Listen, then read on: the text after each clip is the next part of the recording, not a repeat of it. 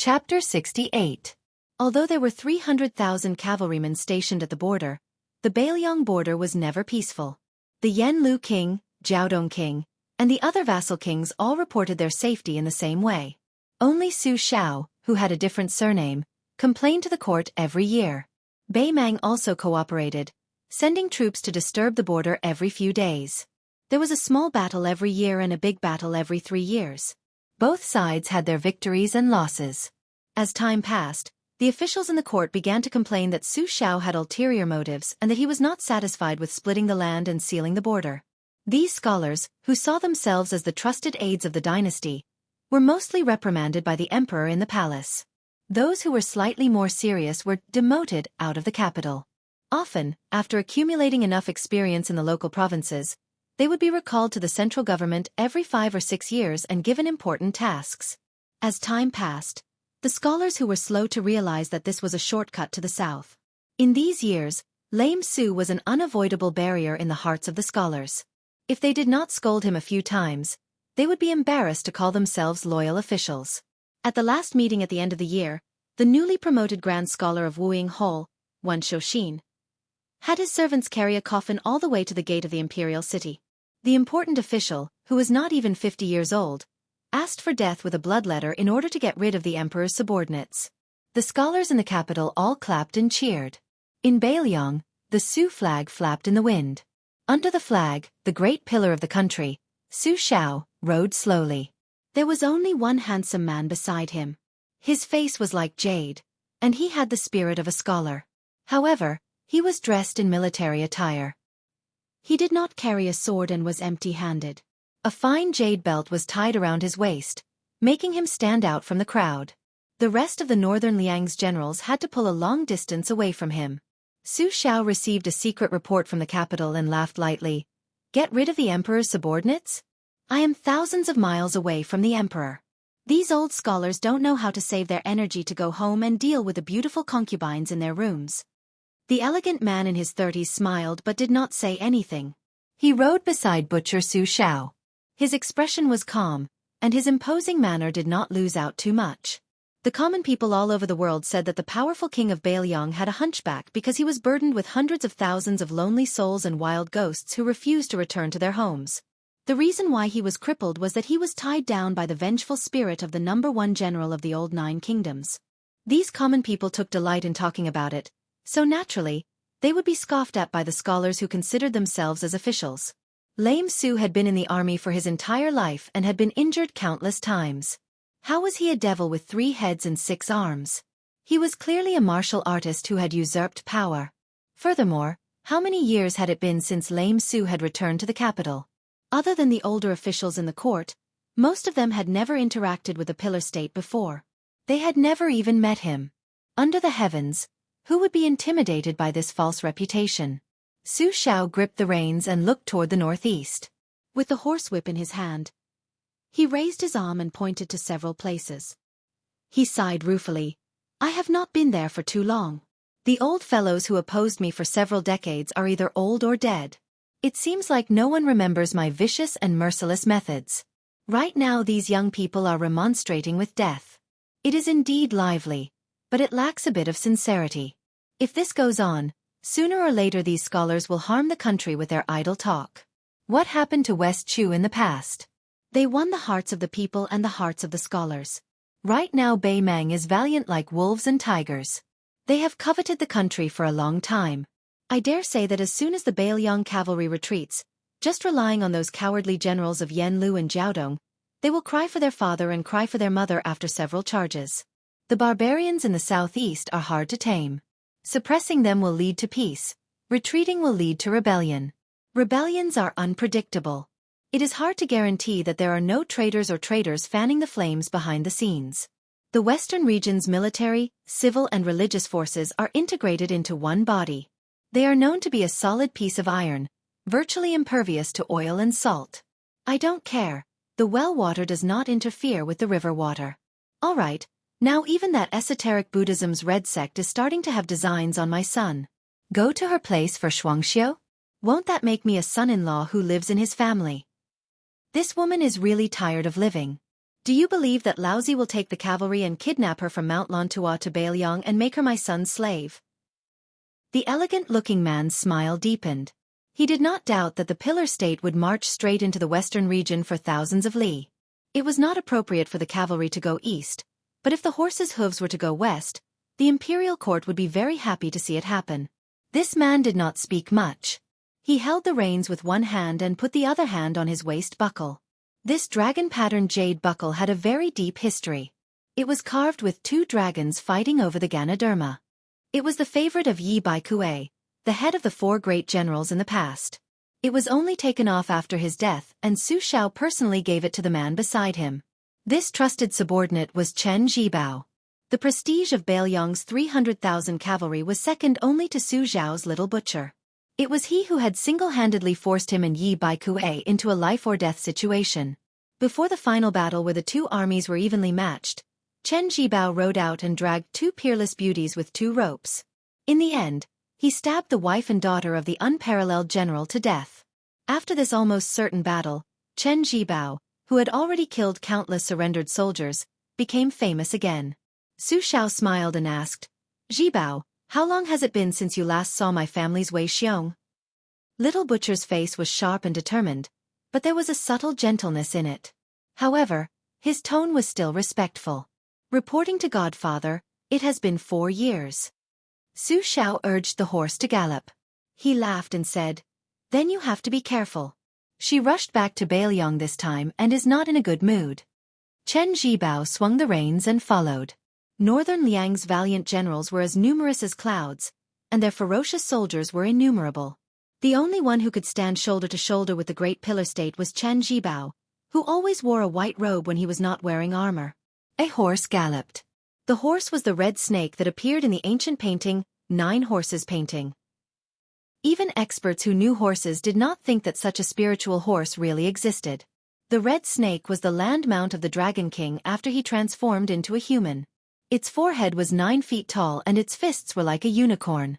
The most mysterious thing was that there was a pair of red snakes dormant in the horse's nose.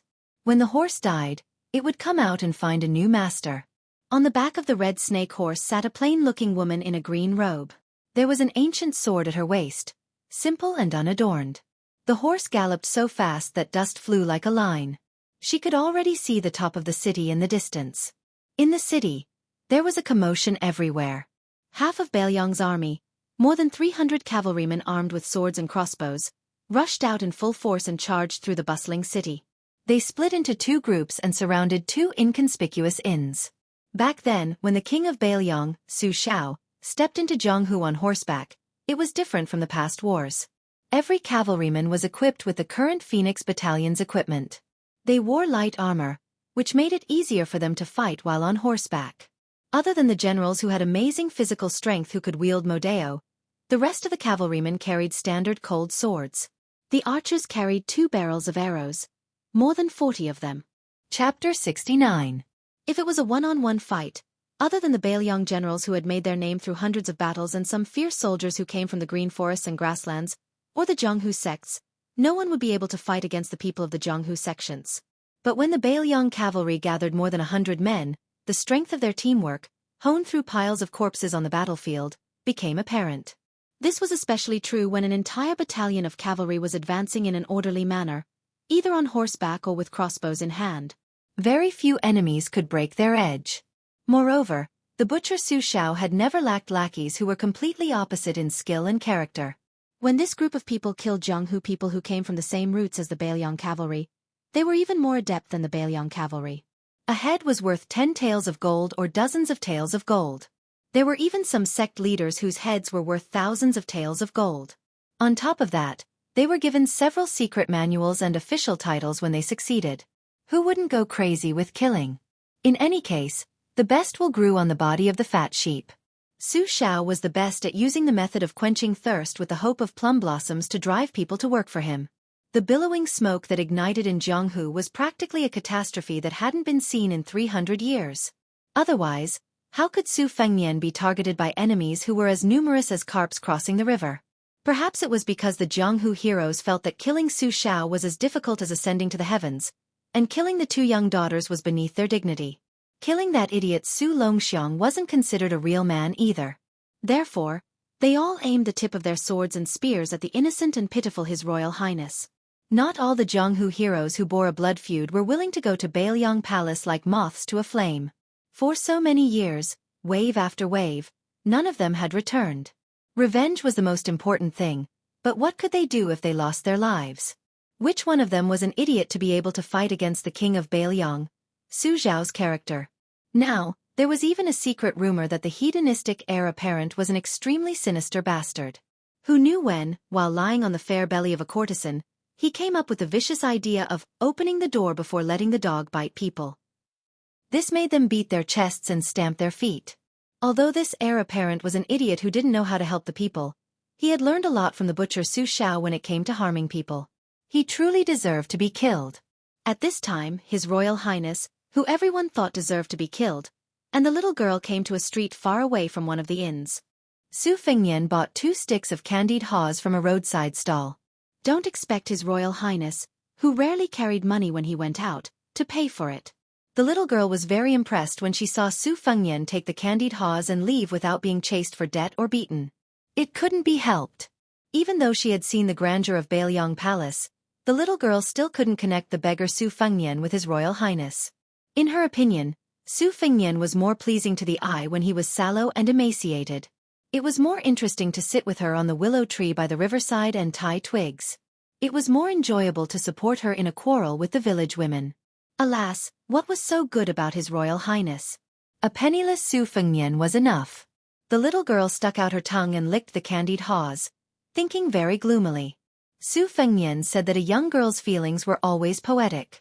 So, at her age, no matter how gloomy or sad she was, she would still look good.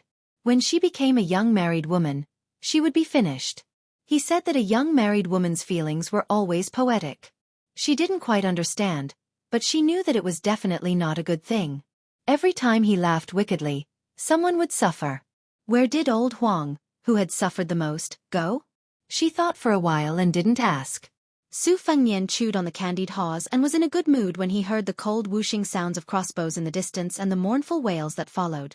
He wasn't worried about scaring the little girl beside him who wanted to go out with him. In the past, Su Fengnian and old Huang had worked hard to set a trap and catch a small wild boar. At first, Su Fengnian didn't get the hang of it, and his knife wasn't sharp enough. The wild boar with rough skin and thick flesh didn't die after a few stabs. She couldn't stand it and took the knife to stab the wild boar to death. No wonder she said that she wanted to be a heroine and not one of those noble ladies who smiled without showing their teeth. Su Fengnian liked her as if she was his own sister. So, she was different from anyone else in the prince's residence. She was probably old Huang's only close friend when he was alive. Su Fengnian stopped chewing on the candied haws and stared at the young man and woman at the corner of the alley in front of him. The little girl looked up and saw Su Fengnian laughing wickedly again. She only pulled on his sleeve and cleverly didn't say anything. Su Fengnian blinked and shook his head at the little girl, then walked forward alone. The young woman held the young man's hand tightly and shook her head. "Senior He, don't go. The matter has already been exposed. If we go, we will die. 100 or 200 Bailiang cavalry is not something we can deal with." The man surnamed He's eyes were red and his face was pale. He said with grief and indignation, "Junior sister, your father and mother are there. If not for master and mistress taking me in, I would have starved to death on the streets. A master for a day is a father for life. Even if I die, I will go." Facing the tragedy of her parents dying, the woman was still calm and cold-blooded. She tightened her grip on her senior brother's wrist and gritted her teeth. "Senior He, if you die, you won't even be able to see Su Fengnian and Su Weisheng's faces. How can you die like this? Is this filial piety your filial piety?" That senior martial brother was still determined to meet his death. The beautiful woman let go of his hand and slapped his face. She sneered, "Then you can die." Without her senior brother, she spat out a few words with every step she took. "I want to live. That Su Fengnian is weak but lustful. Even if I enter a brothel, I won't regret it. I will first give my body to His Royal Highness a few times until he is completely numb and careless. After being played by him a few times, I will stab him a few times when I kill him. This prince doesn't know what's good for him and claims that he never destroys flowers. I want him to die in the land of warmth and tenderness." The senior brother's heart ached, but he still walked forward.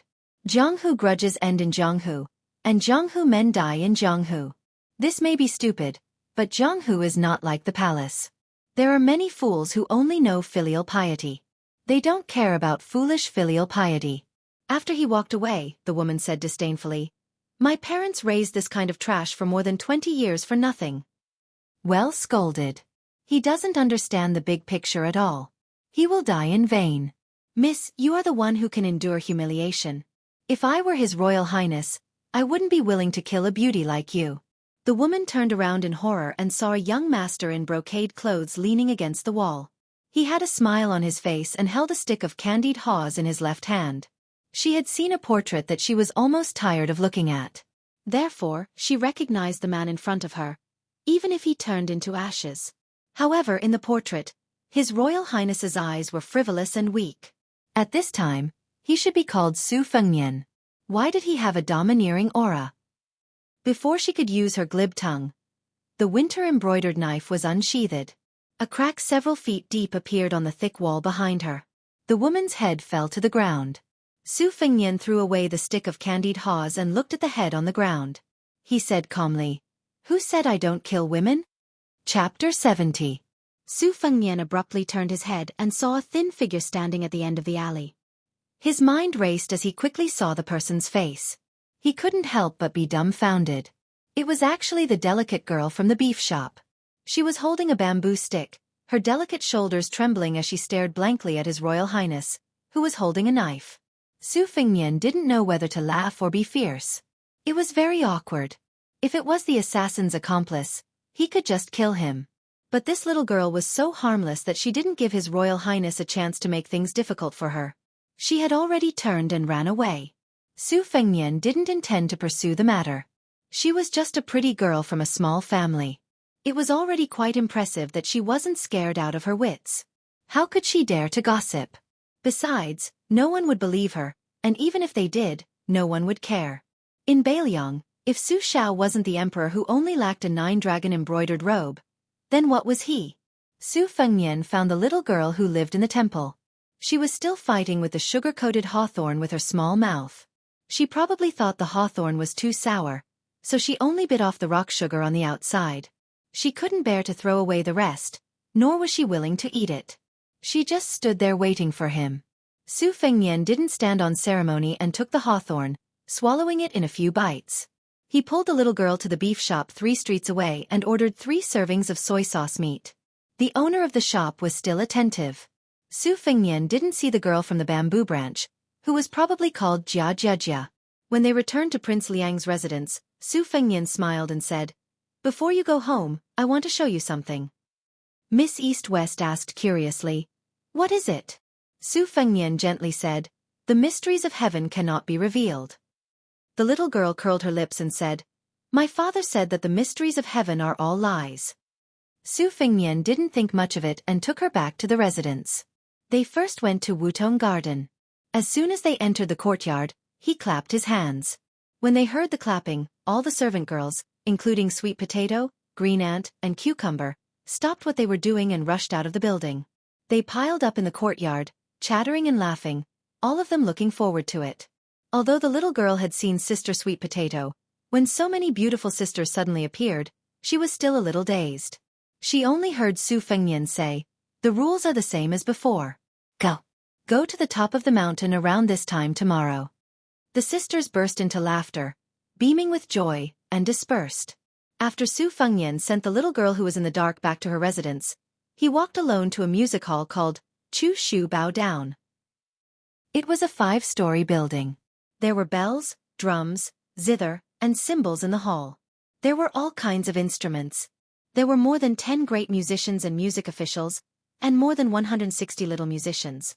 There were even more singers and dancers. These people were all raised by His Royal Highness for free. In the entire Liangdi, other than him, no one else could afford to raise this music hall. On the first floor, there was a large set of bells. There were as many as 8 sets of 65 bells. The bell racks were 2.5 meters high and were divided into 3 layers. They were arranged in a curved ruler shape, looking magnificent. The largest bell was as tall as a person and almost 500 caddies. This was the so-called bell chime, that signified the height of wealth and rank. The bell chimes were here. The Liang dynasty followed the ancient etiquette. There were 8 sons of heaven, 6 dukes of princes, 4 marquises, and 2 scholars. Therefore, the Bailiang Palace dance team could have 6 sons of heaven and 48 sons of heaven. Su Fengnian did not engage in honest work. For a period of time, he was obsessed with etiquette and music. He was most fond of the secular music of Shu, which was recognized as the most decadent sound in the world. He was also good at the Grand Shu music, which was praised by the sons of this old man. His Royal Highness was able to play all the courtesans in Liangdi, big and small, not just by throwing money at them. The bell was the head of all the music. Su Fengnian lightly tapped the bell to test the sound. He frowned. The casting of the bells in the prince's mansion was superb. The shape was vigorous, the thickness was appropriate, and the range was wide. However, they were only used a few times a year, so it was inevitable that there would be some deviation when the sound was changed. Half of the 60-odd bells in this group were made by him and Su Weisheng. They were the most sensitive to the sound of the bells. If one were to say that Su Fengnian was idle, it would not be wrong to accuse His Royal Highness, who was born in a first-class noble family. Making bells was more time-consuming and exhausting than leading an evil dog and servant out on the street to molest a good girl. Was he really going to become a bell maker in the future? It was not only the bells. Su Fengnian also studied the sheng. Following his second sister who knew everything, he improved the 13 and 17 movements to 24 and 36 movements, like the clear cry of a young phoenix. Su Fengnian bent down and stretched out his finger to strike the bell. The sound of the bell was melodious and vigorous. When the sound weakened, he said softly, "Come out." Killing 2 birds with 1 stone. Yu Wei, who had been upstairs all day, came down. After the winter solstice, it was a good day for the rhythm of the yellow bell. She was wearing a snow-white fox fur coat, untainted by dust, slim and elegant. Little Li walked in through the door.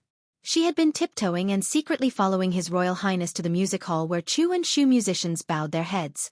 She could barely be considered a girl next door who had just grown up, but in the Bailiang Palace where beautiful maids were everywhere, she really did not stand out.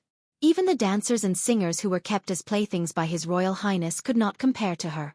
Fortunately, the little girl had not reached the age where she would consciously be jealous of others. She only wanted to be a carefree heroine in the Jianghu. She was ignorant and did not know how to compete with others. The little girl giggled and jumped to Su Fengnian's side. She touched the big bell curiously and said with a look of admiration, "Su Fengnian, you know about this?" Su Fengnian smiled and said, "I know a little." The little girl said regretfully, "I'm far from it.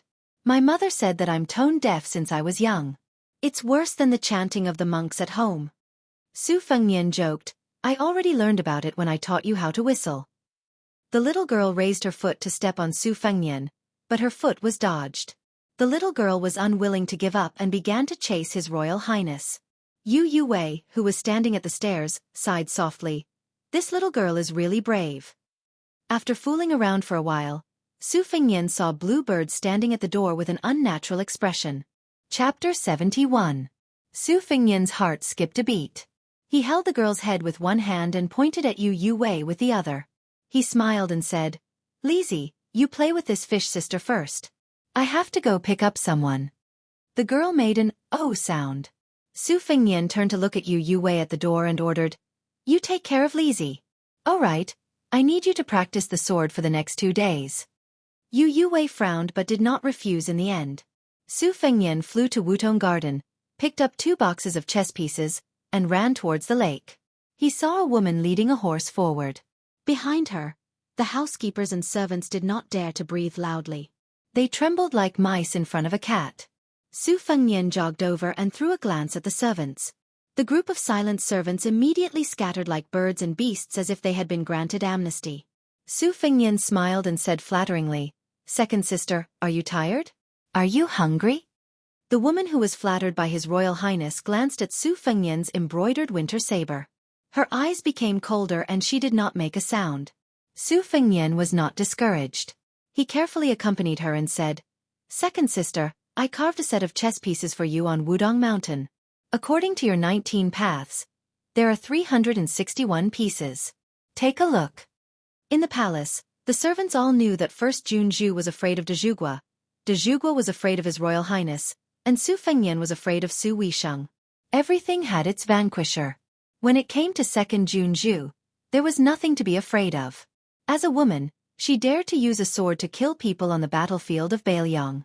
There was no one in the palace who did not feel their hair stand on end when they saw her. Jiang Yan'ai was a female servant with a backbone, but she was also thrown to the bottom of the well by Su Weisheng for 3 days and 3 nights. When she was pulled out of the well, the originally beautiful girl was like a ghost without a soul. Su Weisheng didn't even look at the chess pieces in the box as he silently walked forward. Su Fengnian felt wronged and called out to his sister. "I'm your sister?" Su Weisheng said coldly. Su Fengnian's footsteps did not stop as he muttered, "I'm just practicing the saber.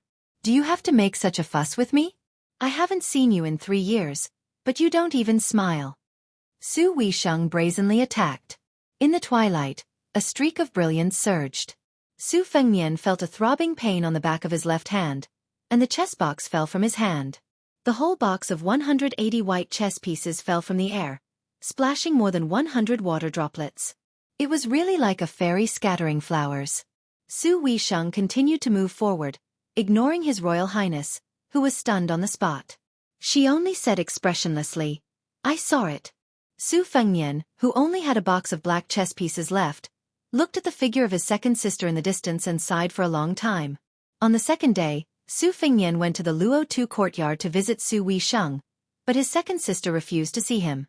On the third day, he finally saw his second sister, and this was thanks to Su Fengnian climbing over walls and buildings.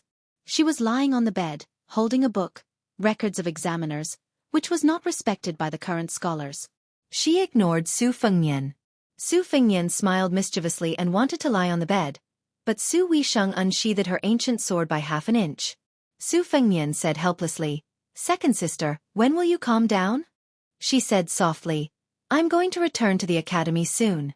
If I don't see you, I won't be angry."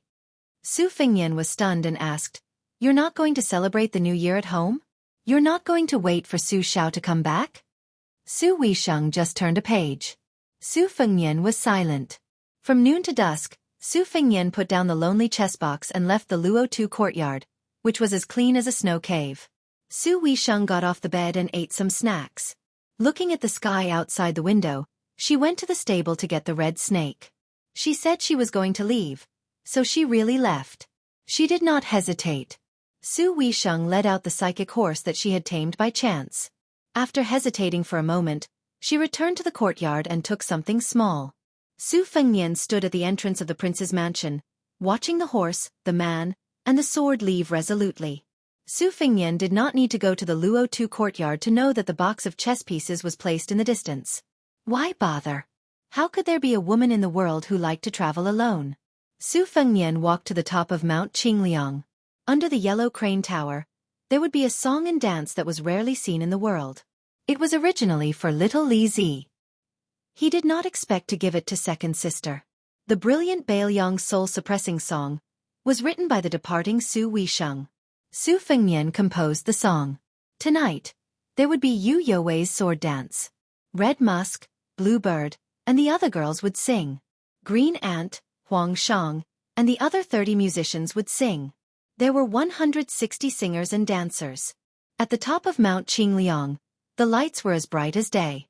The entire city could look up and see the brilliance here. The entire city could hear the majestic sounds of nature. The people in the city crazily spread the news. His Royal Highness is going to reward the children with a song again. Under the yellow crane tower, the flames were like a rainbow. Bailiang has millions of households. How many of them are wrapped in iron clothes and withered bones? Scholarly honors and wine.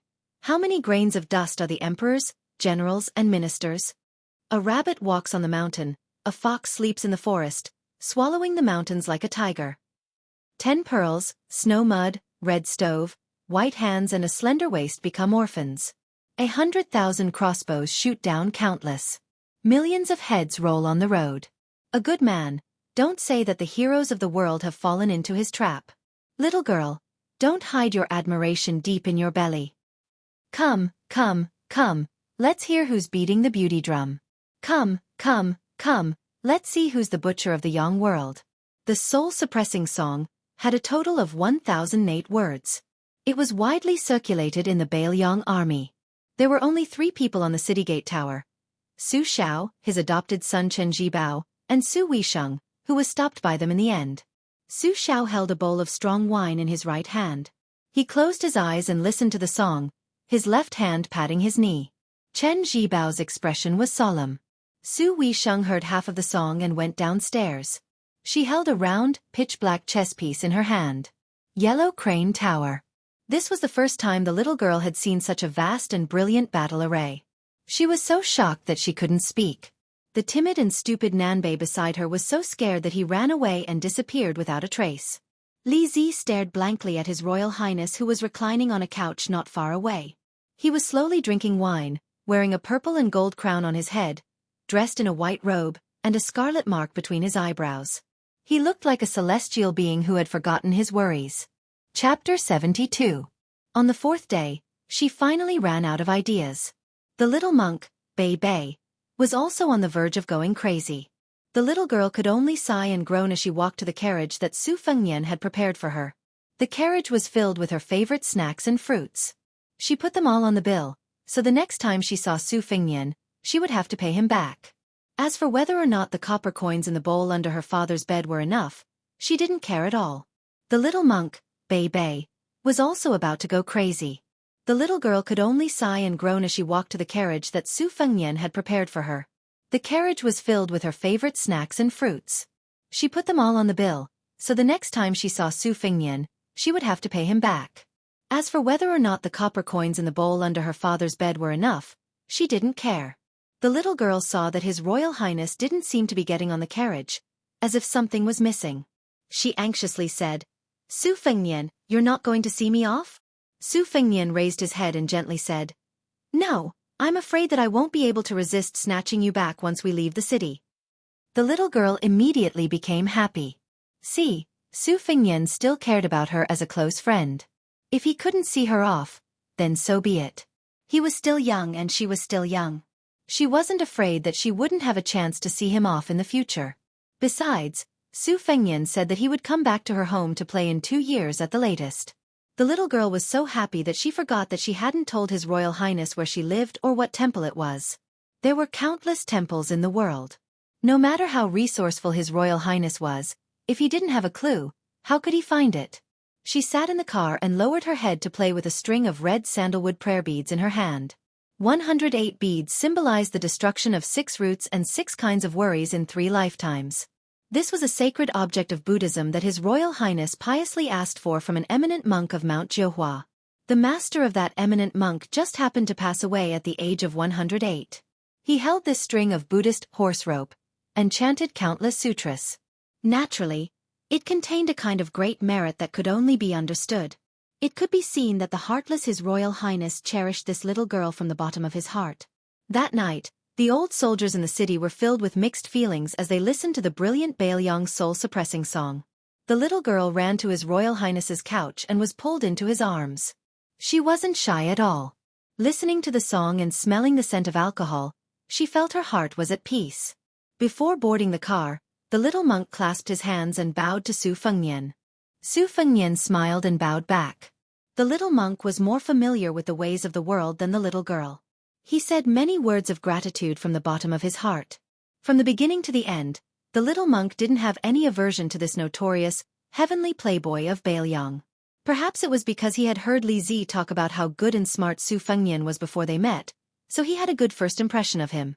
In addition, during this period of time, he only saw His Royal Highness playing with Li Zi. He didn't see him being domineering or evil. In the end, he even brought him a few Buddhist scriptures that the temple lacked from that big attic. The little monk really couldn't hate him. The carriage moved slowly.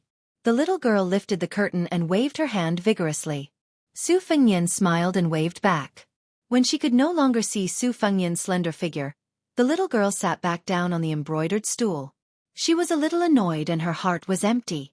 The little monk asked, "Li Zi, why didn't I see the coachman you mentioned, old Huang?" The little girl, who was originally listless, immediately became radiant and said, "Old Huang, he's the most interesting. When he smiles, I can see that he's missing 2 front teeth.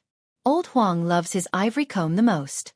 He always hides it, afraid that Su Fengnian will sell it for money. But he's willing to let me comb his hair. Anyway, Old Huang and I have a good relationship. As long as Li Zi was in a good mood, the little monk was in a good mood. Even if Li Zi was in a good mood because of Old Huang or even Su Fengnian, the little monk didn't care. Stupid Nanbei. The little girl suddenly used her finger to knock the little monk's head and scolded, "Who told you to call me Li Zi?" The little monk held his head and said, "Su Fengnian always calls you that." The little girl became angry from embarrassment and said, "Are you him? Are you the same?"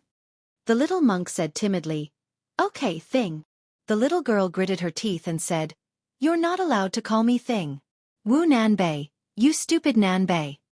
The little monk tactfully shut his mouth. She was really angry. Otherwise, she wouldn't have called him by his full name, Wu Nanbei.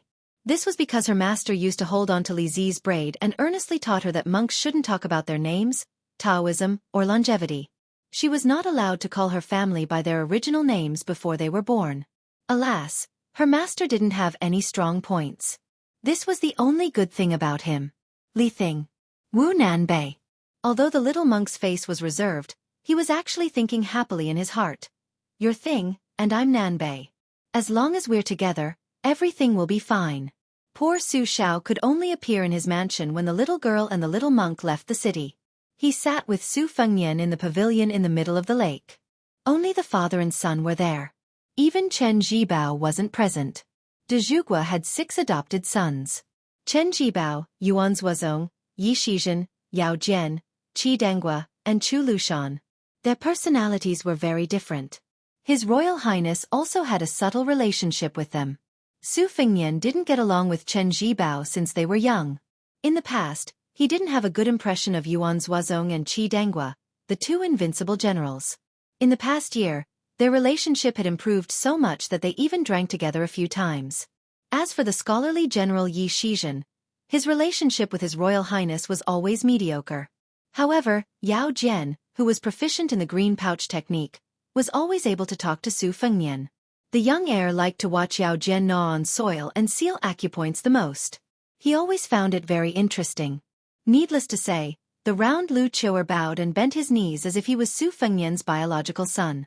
No one doubted that if His Royal Highness wanted him to kill his family's wife and children, Lu Qiuer would frown. Su Xiao said proudly, "I met your second sister near the city gate. This time, she didn't scold me. Isn't your father awesome?" Su Fengnian said gloomily, "She didn't scold you because she was sulking with me. She didn't take you seriously at all." Su Xiao, the dignified de Zhugua, was acting like a village farmer. He said shamelessly, "I don't care about that." Su Fengnian said angrily, "You don't even know how to hold your second sister back. In any case, she can spend the new year at home." Su Xiao curled his lips. "Then wouldn't I be asking to be scolded?" Su Fengnian shook his head. He had a stomach full of anger. He took a deep breath and asked, "I performed that illegal song and dance 2 days ago. Is it all right?" Su Xiao said embarrassedly, It's fine. How can I run into the emperor's death every time?" Su Fengnian snorted. Su Xiao could only laugh along. When Su Fengnian was 14, the late emperor died suddenly. During the period of mourning, His Royal Highness danced and sang at the Yellow Crane Tower. All of Bailiang was shocked and dumbfounded. De Zhugua, covered in dust, rushed back to the prince's mansion and was about to beat this bastard of a son. In the end, he couldn't bear to do it. He only dragged out the 200 people from the music house and beheaded them as a public display. At that time, the newly ascended emperor showed a merciful side. He only verbally reprimanded Su Fengnian a little, using the reason that he was young and ignorant to suppress the criticism of the civil and military officials. Only 3 years later, he had the intention of making the naughty son of Bailiang his son-in-law. The whole world was in an uproar and couldn't understand. Su Fengnian asked, "How's my second sister's swordsmanship?" De Zhugua smiled. "It's still a little lacking compared to the master Nangong you attracted." Su Fengnian was surprised. "I know my second sister's swordsmanship isn't bad, but it's actually this good?" De Zhugua said proudly, "Wei Xiong, this girl, always wants to be first in everything she does." That turtle bastard nicknamed Huang Longshi will sooner or later be used as a stepping stone by your second sister. Su Fengnian carried Xiao Dong on his shoulder and held the back of his head with both hands. He leaned against the red and gold pillars of the pavilion and said lazily, "Why don't I put my second sister's face together with Bai Huer's? After thinking about it, only the two of them are suitable." De Xueqi rolled his eyes. "If you say this to either of them, you'll be asking for a beating. A red hoe and a spring thunder. You'll suffer." Su Fengnian sighed. "You're right. We can't beat them." De Xueqi lowered his voice. "I have an expert in my hands. If you have the ability, take him." Su Fengnian frowned and asked subconsciously, "How high?" De Xueqi stretched out his two hands. "In the whole world, he's really in the top 10. 40 years ago, he was in the top 3. 20 years ago, he was definitely in the top 5. Su Fengnian smiled bitterly. "Isn't he even higher than old Huang?" Su Xiao smiled. Su Fengnian asked, "Where did you hide him?" Su Xiao pointed at the tide listening pavilion and said mysteriously, "He's suppressed under the pavilion. The reason why I built this pavilion and why your master is here is because of this once-in-a-century-old monster." Su Fengnian shook his head. "With my inexperienced skills, do you think I'm going to court death?" Su Xiao nodded. "There's no rush. That old monster's evil tendencies haven't been wiped out. Anyone who goes now is indeed courting death." Su Fengnian muttered to himself, "Then I won't dare go to the tide listening pavilion in the future." Su Xiao smiled. "You can go." Su Fengnian said resolutely, "I won't go even if you beat me to death." Chapter 73. He laughed to himself and said, 2 days ago, I asked someone to send a box of forbidden erotic books up the mountain. I wonder if the bull rider was hung up and whipped by his second senior brother? Beggar Su, you are still so boring. The cold voice of the white fox face floated out from the attic. Su Fengnian pushed the door open and saw the white fox face standing under the white jade relief of the flying apsaras of Dunhuang in the hall. Su Fengnian laughed and said, "I haven't heard this title for more than a year." His Royal Highness carried the exquisite embroidery of winter, and the white fox face and waist hung the simple spring thunder. Su Fengnian said to himself shamelessly, "So we are quite compatible." The white fox face slowly turned her head and shifted her gaze from the mural to Su Fengnian. She was full of murderous intent. Su Fengnian said helplessly, "I mean the embroidery of winter and spring thunder." Nonsense, no matter how beautiful the white fox face was, His Royal Highness would not fall in love with a man. The white fox face looked again at the 64 flying apsaras of Dunhuang. Each of them was as tall as a human. They wore 5 jeweled crowns on their heads, some were Taoist crowns, some were in a bun, and some were smiling. Their upper bodies were bare, and their shoulders were covered with ribbons. They were holding flutes, and Kong Ho. It was like a fairyland filled with heavenly flowers falling from the sky. His Royal Highness knew to ride on Su Zhao's neck and attract the attention of the flying apsaras when he was young. If this was not a unique bone structure, what was it? If this was not a gift, what was it?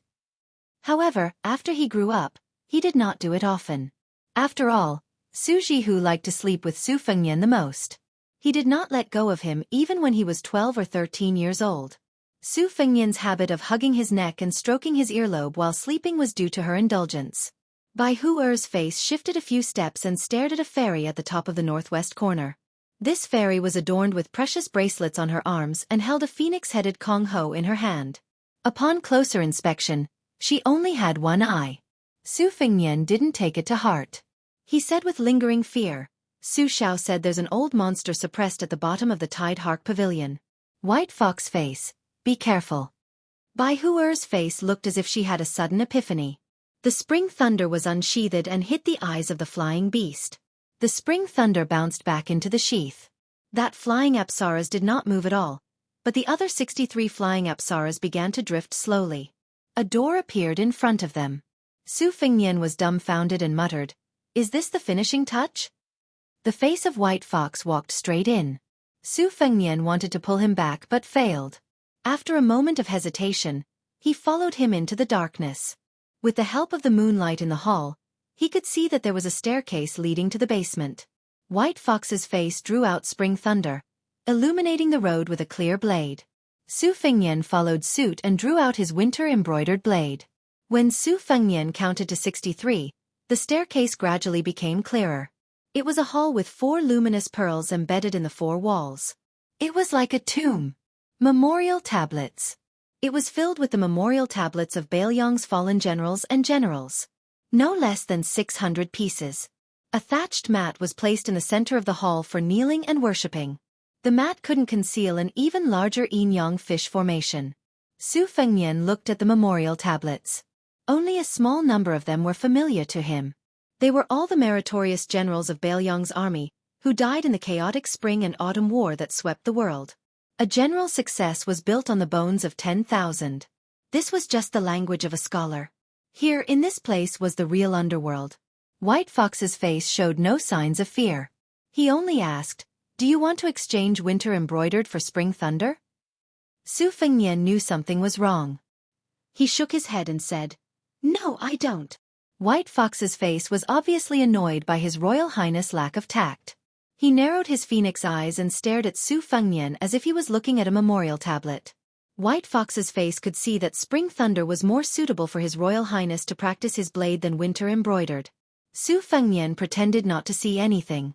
If he was not mistaken, the peerless master who had been suppressed for 20 years was lying dormant underground. Judging from White Fox's posture, he was obviously curious. With his temper, he would most likely go and find out. Su Fengnian didn't want to be a lamb in a tiger's den. His second Jianghu adventure wasn't so desperate that he had to take the risk. Bai Hure frowned and compromised for the first time. "I want to go down another level. But this is your home after all. So, if you agree to my request, other than exchanging blades with you, I will also agree to another condition." Su Fengnian said without hesitation. "Okay." White Fox's face was even more straightforward. He threw spring thunder to Su Fengnian directly. Su Fengnian caught spring thunder. He was not in a hurry to exchange winter embroidered to White Fox's face. Instead, he asked seriously, "Can I state my condition now?" White Fox's face nodded. Su Fengnian said seriously, "The condition is that we don't go down now. If you want to go back on your words, you have to kill me first." No, you have to knock me out." White Fox's face widened his pair of limpid eyes and looked at His Royal Highness who was holding dual blades. Suddenly, White Fox's face smiled. If those Dunhuang flying apsaras were to be compared to the current him, they would not have the immortal Buddha Qi. Su Fengnian was stunned, but he did not dare to let his guard down. This was the first time White Fox's face smiled in front of him. He seemed to be angry. Yes, it was the anger of a woman. He said slowly, "You win this time, scoundrel Su." Su Fengnian was finally relieved. The feeling of being on the brink of death was really unbearable. White Fox's face stretched out his hand. Su Fengnian's eyes were full of doubts. White Fox's face said angrily, "Give me winter-embroidered blades. Go upstairs. We'll go down when you're braver." Su Fengnian was stunned. He threw the winter-embroidered blades to White Fox's face. He was a little reluctant to part with them. He had been relying on this little lady since they were on Mount Wudong. They went upstairs together. White Fox's face took the winter-embroidered blades and knocked the flying eyeballs. The mural miraculously returned to its original state. Su Fengnian was about to slip away. Unexpectedly, White Fox's face was not angry. He only said softly, "Drink with me." Su Fengnian ran to the Wutong garden and brought back 2 pots of good wine. The 2 of them sat on the edge of the magnificent platform of the Tide Listening Pavilion. White Fox's face sat cross-legged while Su Fengnian's feet hung in the air outside the platform.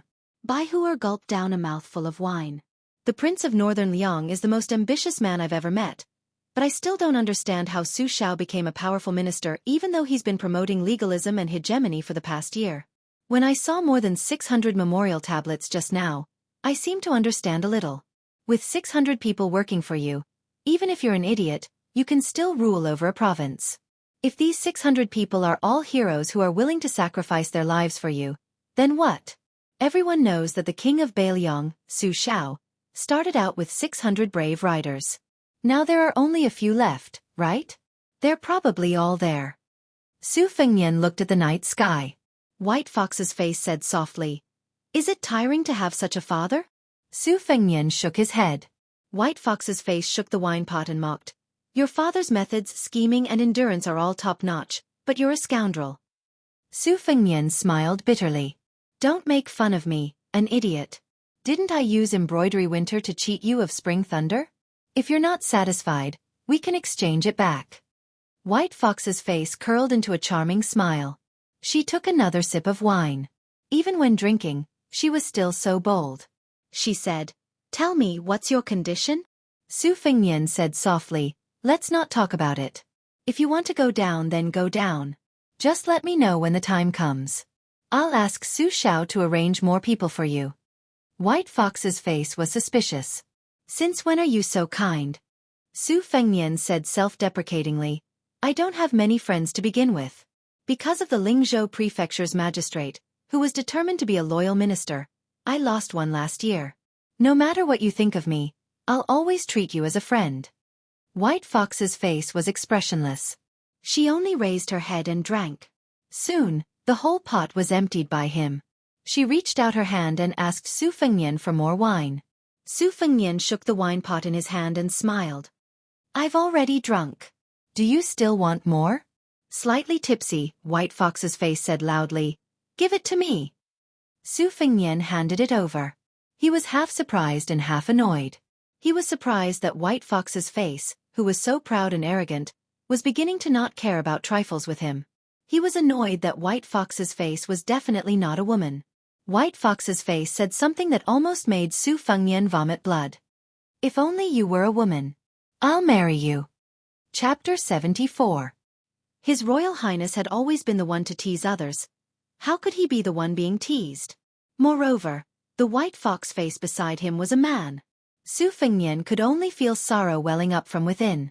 Unfortunately, even the spring thunder saber was no match for the White Fox face. He immediately had the urge to go into seclusion to practice his saber skills. After practicing for a few hundred years, he would be invincible in the world. His Royal Highness had fallen so low that he could only hypnotize himself. Bai Huer continued to drink her wine. Her red phoenix eyes glanced at scoundrel Su from the corner of her eye and felt a sense of relief. Drinking 2 pots of wine warmed her stomach, but when she spoke, it warmed her heart. No wonder beggar Su was still so stubborn even though he was so poor during his travels. Sometimes, his words were the most infuriating, even sharper than the embroidery of winter and spring thunder. The White Fox face finished his wine and placed the 2 empty pots beside his feet. He looked at the calm surface of the lake and smiled. "I listened to the brilliant Bailiang soul suppression song that night. The lyrics were well written, but the music was a bit lacking, wasting 1008 words." Su Fengnian pointed at himself and laughed dryly. "Forgive me, it was indeed my music." The White Fox face gave him a punch and a jujube. "I said it was not good because of the brilliant lyrics in front of me. If your music was put aside, it was still beyond my expectations. Seems like I can't call you an idiot in the future." Su Fengnian leaned back and lay on the ground. He said indifferently, "Go ahead. It's not easy to meet a guy who doesn't get angry when he scolds me. I can't let it go to waste." The White Fox face asked, "What if someone else scolds you?" Su Fengnian said righteously, "First I scold him back, then I beat him to death." The White Fox face suddenly understood. No wonder Bailiang said you were domineering and arrogant. Su Fengnian pretended to be deep and said, "I think you can tell that I'm just pretending. Actually, I'm enduring hardships and building up my courage. One day, I'll amaze the world with a single brilliant feat. I'll let everyone in the world know of my political and martial prowess." The White Fox face said lazily, "You're not pretending, you're just going with the flow. You've always been a lazy and scoundrel." Su Fengnian held his belly and laughed. "White Fox face, you know me best. What did you say just now?" "Oh, I remember. If you're a woman, I'll marry you." White Fox ignored him and asked softly, "A lazy person like you actually learned how to use the sword. Is it really for old Huang?" Su Fengnian shook his head. "White Fox faced the sword. There's a high chance that I won't be able to defeat that old monster Wang Xianji in this lifetime. Naturally, I won't be able to retrieve old Huang's sword case. I'm very clear about this. But I secretly thought that if I can't defeat Wang Xianji, I can still wait until the day he dies of old age. If the second in the world can live for another 60 or 70 years, I'll be convinced. If I can't live until that day, I'll tear down the entire martial emperor city." The white fox face smiled and asked, "Then you won't go to the Eastern Sea before Wang Xianji dies of old age?" Su Fengnian said seriously, "I'll go. Maybe I'll have to leave Bailiang after the first lunar month. Some debts have to be paid, some have to be scolded, and some have to be killed. Of course, I'll also make a trip to Martial Emperor City." The white fox face turned to look at His Royal Highness who was lying on the ground. She asked doubtfully, "Since you can't defeat him and retrieve the sword case, why go?" Su Fengnian said calmly, "I'm just going to take a look. If I don't take a look, I'm afraid that after a year or 2 or 3, I'll forget about old Huang and the sword case." The white fox face thought for a while. She lay down straight and stretched her legs. She said softly, "You seem to be the same as me. You're afraid that you won't be able to hold on and will forget everything. I was right to give you the embroidery of winter.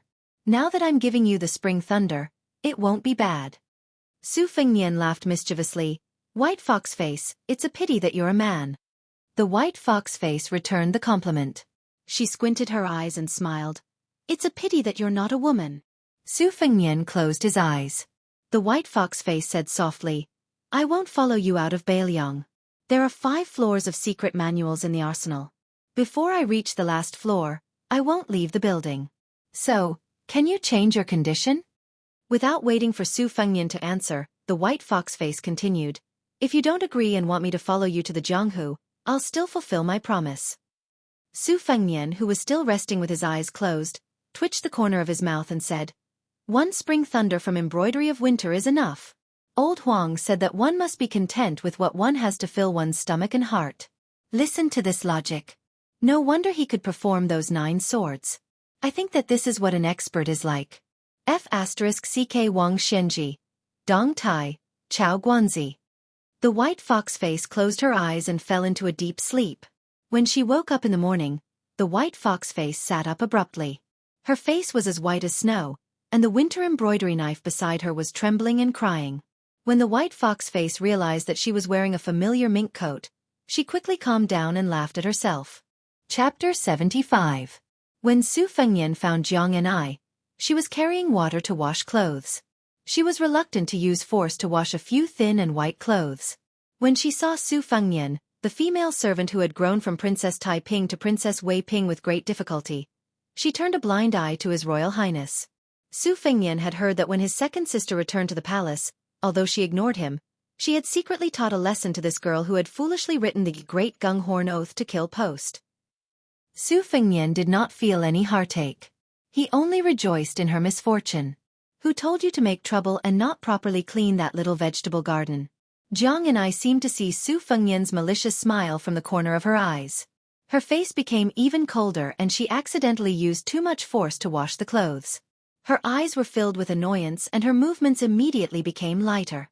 She no longer cared about fighting with Su Fengnian. His Royal Highness was a prodigal son of a noble family, who could casually make a set of Bailiang's soul-suppressing song that was known throughout the city when he was bored. And she was just a female servant who did not even dare to use force to wash a few pieces of clothes. What was the point of being angry with him? Su Fengnian looked at Jiang Ni's red and frozen cheeks. When she was not smiling, her dimples were shallow. Looking at her eyes, they were lifeless. Had she become discouraged after being taught a lesson by his second sister? Had she given up on killing him? This was not the usual style of this crazy girl. Could it be that his second sister had given her too much medicine this time? Su Fengnian thought for a moment and smiled. "In the coming days, go to Wutong Yuan and read to me. 1 word for 1 won. How about this deal?" Jiang and I did not even think and resolutely said, "Not reading." Su Fengnian said unhurriedly, "You have to know that I am letting you read secret manuals from the Martial Library. You don't want to read? You don't want to earn this money?" Jiang Ni's brows furrowed and her movements of washing clothes became even more meticulous and slow. Su Fengnian turned and left. Jiang and I snorted and continued to wash clothes with her head down. She was not going to take the bait. Su Fengnian clicked his tongue from afar. 1 word is 1 won. 1,000 words is 100,000 strings of coins a day.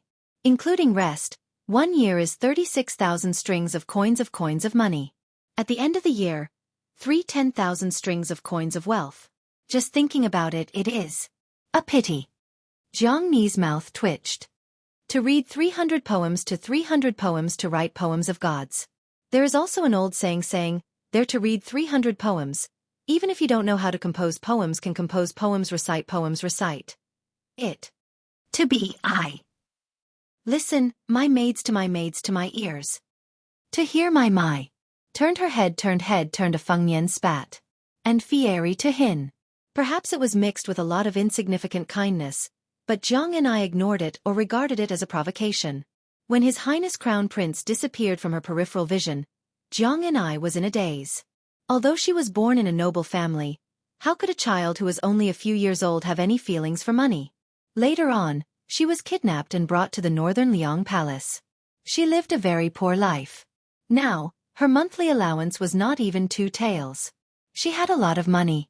Even 10,000 taels of silver was something she did not even dare to think about. Zhang and I did not have much interest in earning money. What really attracted her was the martial arts manuals that she could only look forward to for many years. Of course, she knew that Su Fengnian, this mean and evil person, was practicing his blade with all his might in Wudong. He did not rest for even a moment. Zhang and I could not help but ask herself, what can she do with the talisman wrapped around her arm? A few years ago, she could not kill His Royal Highness. In a few more years, even if she had 100 or 1,000 talismans, would she be able to kill him? But if she agreed to study for him, how treacherous was Su Fengnian? Wouldn't there be a trap for her to jump into? Zhang Ni's eyes were empty. She walked blankly in front of the little snowman and squatted down. There was nothing sadder than a dead heart. Su Fengnian stood in the shadow, squinting at the little mudman and the little snowman. The great pillar of the country, Su Xiao, appeared and disappeared unpredictably. He stood behind him and chuckled.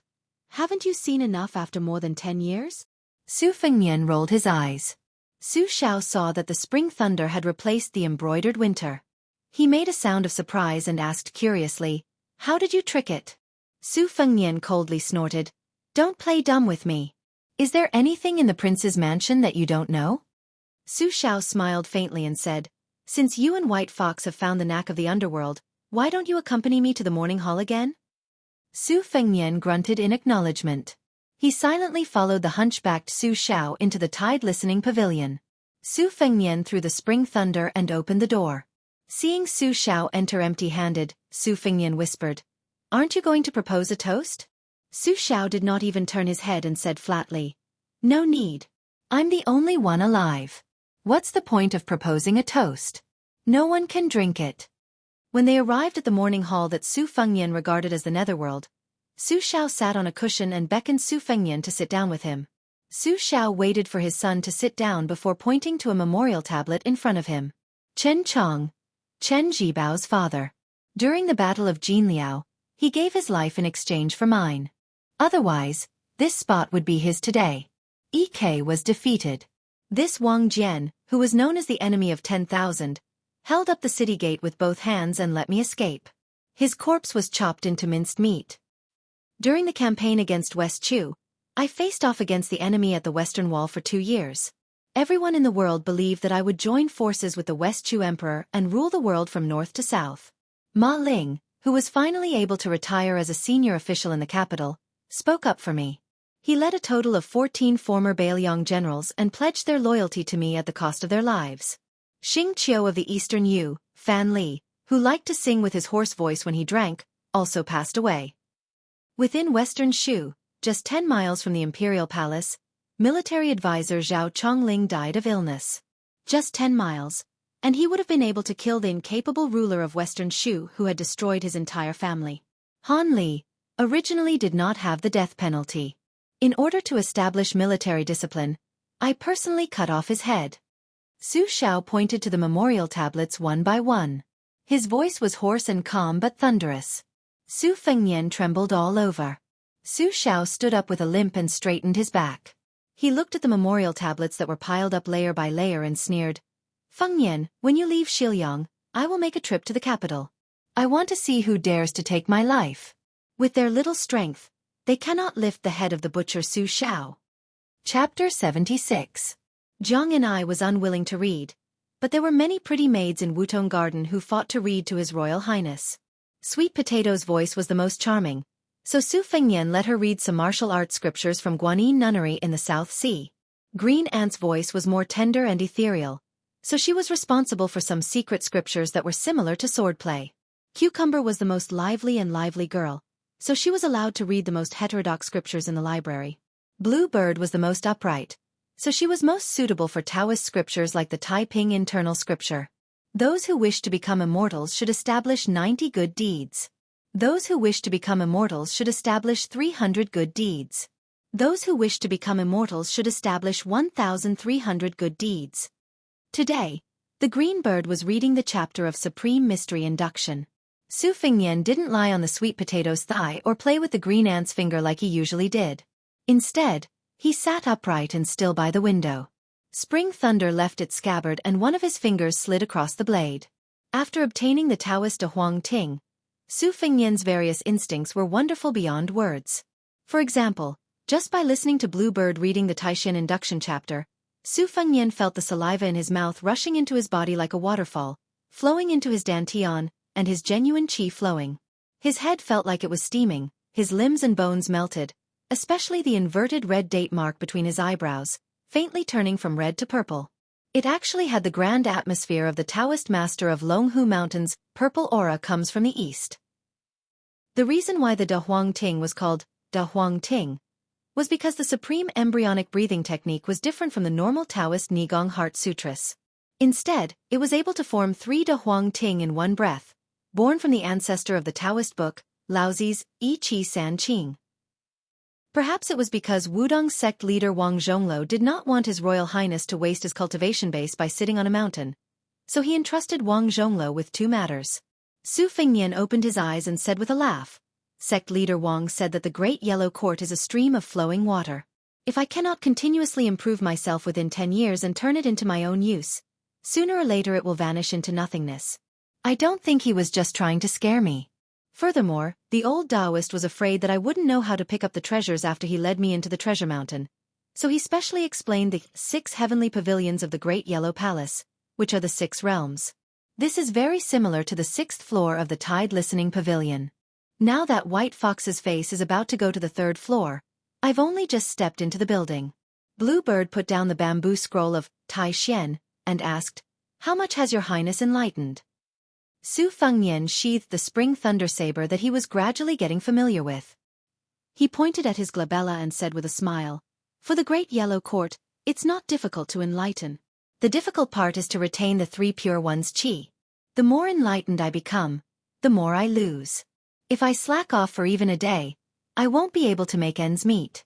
This Wudong sect leader is ruthless to himself, but even more ruthless to me." Blue Bird was stunned for a moment, but she smiled without saying anything.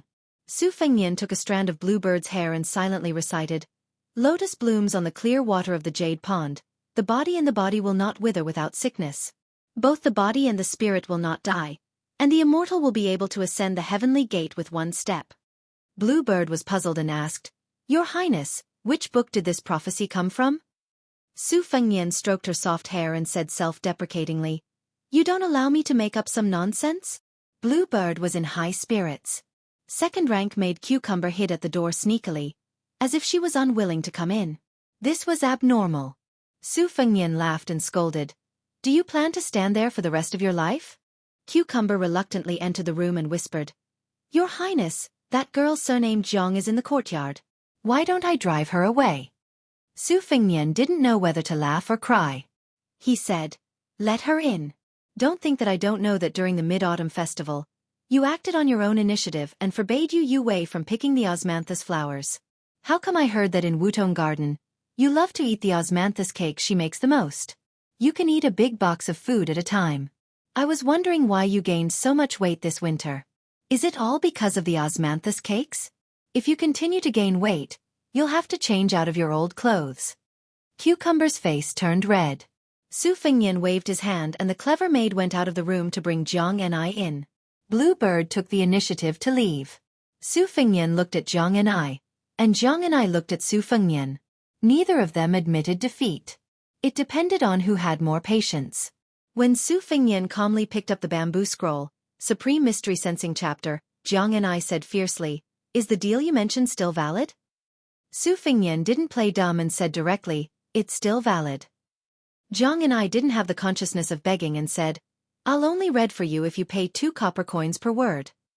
Su Fengnian said firmly, "There's no room for discussion. 1 copper coin per word." Zhang and I said calmly, "2 copper coins." Su Fengnian looked at her and shook his head. 1 copper coin. Zhang and I turned and left. Su Fengnian smiled. 1 copper coin per word. You can read more books every day. You can still read me until I'm broke. Zhang and I walked to the door and hesitated. Su Fengnian smiled. The Supreme Mystery Sensing chapter. In my hand has 6,000 words. After you finish reading it, I'll give you 7 copper coins. How about it? Zhang and I turned and went back into the house. The deal didn't break down. However, she stood in the corner furthest away from His Royal Highness with a cold face and stretched out her hand. Su Fengnian knew her bad temper and threw the Supreme Mystery Sensing chapter to her. Zhang and I takes over the bamboo slips. The rope between the bamboo slips is badly worn. At first glance, he can tell that it is a treasure in any Taoist temple. He is even angrier. This antique is at least a few hundred years old. How can he throw it casually? What if it falls apart? Since he was so generous, he still haggled over 1 copper coin or 2 copper coins with her. Su Fengnian probably guessed Zhang Ni's thoughts and said with a smile, "Are you feeling bad? After all, it belongs to me. I can use it however I want. But if it needs to leave my hands, I have to be careful." 1 copper coin.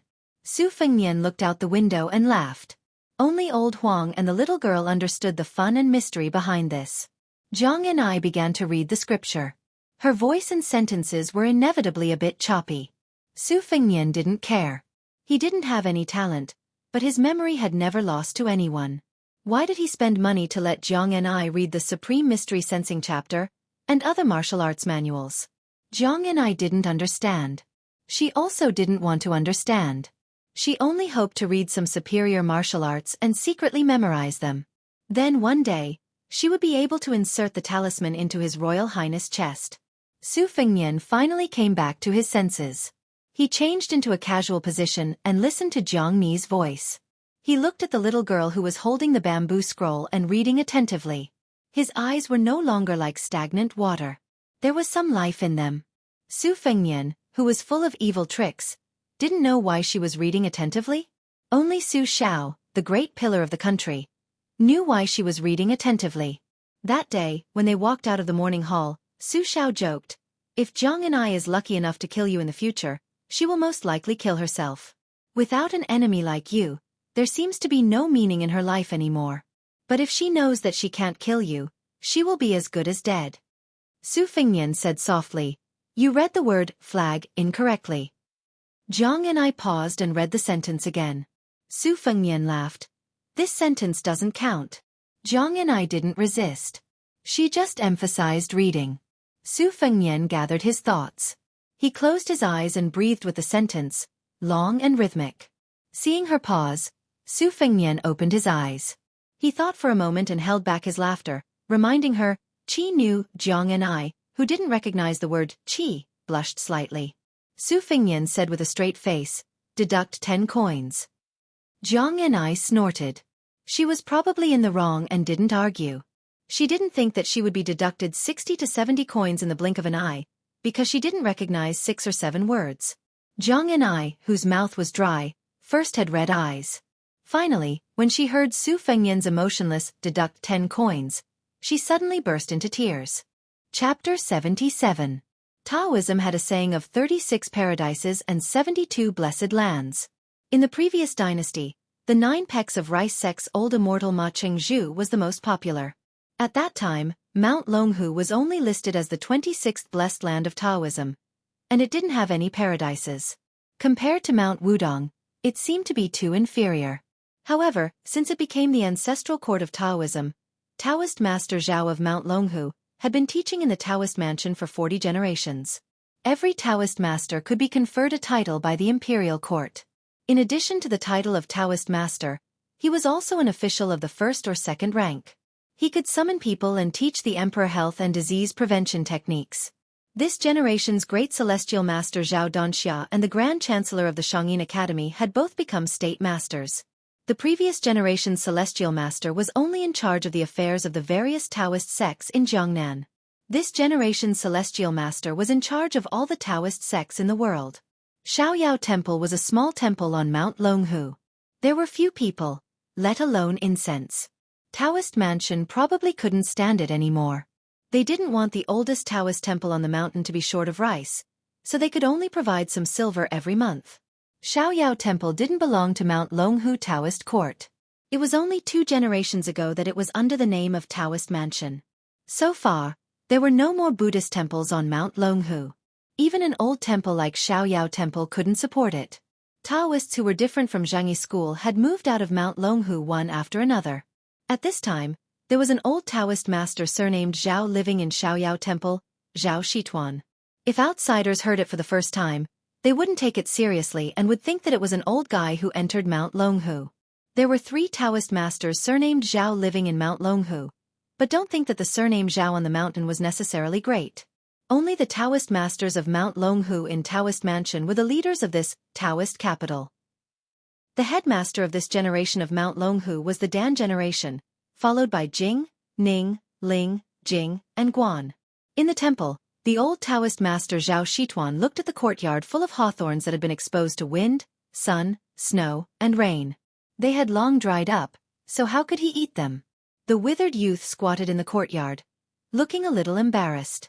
The old Taoist stood by the side. Today was a good day for a hero to talk about his past bravery. He leisurely said, "Long Xiang, when I was young, I loved to entertain the mountains and rivers. When I was young, I was well versed in the 8 trigrams. There were no books that I didn't read, and I floated out into the world. Back then, the ancestors on the mountain loved me so much that they were confused, but I didn't care about the false reputation of being a minister. I wandered around for more than 30 years before returning to the mountain. At the foot of the mountain, I did some things like imparting scriptures and writing seals to cure diseases and disasters. I was almost invited to the palace by the old emperor to talk about the Huang Lao Shu. Although many people in the Taoist mansion have been to the capital and entered the imperial palace, that's because they also have the surname Zhao. Long Xiang, don't look at the hawthorns. Talk to me. We don't talk much every day. Outsiders will think that I don't care about you. My disciple, why don't I teach you the great dream of spring and autumn that our ancestor only passed down to me? This is a Taoist immortal art that even my arrogant nephew couldn't comprehend. I'm only able to protect this carefree temple because of this great dream of spring and autumn. This mantra is comparable to Wudong's big yellow court. I can sleep for 3 years now because the old ancestor is amazing. It's said that it's not difficult to sleep for 60 years. I wonder if the old ancestor immortalized back then. The old Taoist saw the youth's expressionless face and felt a little bored talking to himself. He yawned and was about to fall asleep. His left leg was bent on the ground and his right leg was placed on top of his left leg. He held his chin with one hand and fell asleep. There was no chair under the old Taoist's buttocks, but his body swayed back and forth without falling. The old Taoist of Mount Longhu's Hope generation held his chin with one hand as if he was holding a sword while the fingers of his left hand were like hooks, forming the double yang meridian incantation. The old man's murmur could be heard, "Sleep in spring and autumn, sleep in spring and autumn, sleep in spring and autumn, sleep in spring and autumn, sleep in spring and autumn, sleep in spring and autumn. The stone root lies high and forgets the year. Without a blanket, without a quilt, heaven and earth as a bed, draped with a bright moon." Thunder rumbled, lightning flashed, and Mount Tai was destroyed. 10,000 feet of seawater fell from the sky. Black dragons screamed, and ghosts and gods were frightened. I was sleeping soundly. Outside the courtyard, there was a young Taoist dressed in a noble yellow Taoist robe. He stood still with his eyes closed and muttered, "Eyes to the nose to the door of life, the heart to the interior." His breathing was continuous as he silently held on. The void was extremely quiet. Within the true energy floating core pool, inside the divine water ring 5. Call Jiaoding, summon the spirits of the 100. My god is out of the 9 palaces, roaming the green and jade. Looking at the sea in my dream, yin and yang are mentioned in the smoke. I don't know that 500 years have passed since the spring and autumn period. Su Longxiang saw that the old Taoist beside him was dozing off and refused to leave, So he got up and left the courtyard. The pleasure temple was not at the top of the mountain, but at the foot of the mountain. It was indeed a world of difference from the Taoist master's residence. However, when he went out, he could see the green dragon stream that was wrapped around the mountain like a jade ribbon. Su Longxiang walked to the stream and stared blankly at the two bamboo rafts tied to the bank. The youth was afraid of water, so he naturally did not dare to board the rafts and follow the stream. The young man in the yellow Taoist robe stood proudly by the stream and sneered, "Idiot surnamed Su, to think that Taoist master she taught you how to sleep in the spring and autumn period. Do you understand? If you don't, then go back to Bailiang. Dragon Tiger Mountain is not a place for idiots like you to stay." Su Longxiang turned a deaf ear and stared blankly at the stream. Although the young Taoist with the strange face mocked, he kept a distance from Huang Manor. The last time he came to the pleasure temple to visit his ancestor, he accidentally stepped on a hawthorn and was almost chased from the foot of the mountain to the top by this idiot. He was in a very sorry state. Many Taoist sisters and aunts on the mountain laughed at him for a long time. It was a great humiliation. However, he could see that the idiot was afraid of water. Seeing that Su Longxiang had finally turned his head, the young Taoist floated to the bamboo raft. With a light tap of his foot, the raft slowly slid to the other side of the stream. It seemed that the young Taoist had played a trick. The bamboo raft stopped in the middle of the stream. On the bamboo raft stood 5 or 6 scholars who came to Dragon Tiger Mountain in search of immortality. When they saw this mysterious scene, they were in an uproar. The Taoist laughed and said, "Huang Manor, if you have the ability, then come. I heard that you have 2 sisters. One is dissolute and the other is fishing for fame." Su Longxiang was indifferent. The Taoist continued to mock. "You have an older brother? I heard that the princess consort died because of this good-for-nothing His Royal Highness?" Su Longxiang suddenly raised his head. The Taoist laughed and said, "Come, I'll wait for you." Su Longxiang, who was squatting, did not completely stand up. Like a leopard, he bent his waist and rushed forward. In an instant, he swept to the bank of the stream. However, he did not jump into the stream. Instead, he stepped on the front of the bamboo raft. Immediately, the broad and sturdy bamboo raft was pried out of the water and stood upright. One of his hands was like a knife, cutting the thick ropes that held the bamboo raft together. With a push of his hands, he tore the bamboo raft apart. Su Longxiang quickly picked up the remains of the bamboo raft and threw them out. Just the sound alone was ear-piercing. It was like a tiger's roar. From this it could be seen how great the strength was. The rain of arrows fell. The yellow-clothed Taoist's face was flustered. No matter how he moved, he could not escape from the bamboo arrows. He used all his strength and only managed to deflect some of the bamboo arrows. These arrows exploded the moment they entered the stream. The stream around the Taoist splashed like a fountain. When the last bamboo arrow pierced his face, the young Taoist had already resigned himself to his fate. A middle-aged Taoist, who was also wearing a yellow Taoist robe, appeared out of thin air. He floated to the bamboo raft with his left hand behind his waist and his right hand stuck to the bamboo. On the surface, he looked calm, but the bamboo raft was rapidly moving backward. When it stopped moving, the middle-aged Taoist had already shot the bamboo back at Su Longxiang, who was the strongest in the world. Chapter 78. The first chapter. I stopped updating due to heatstroke because I couldn't update, not because I didn't want to. I thought my attitude was fine.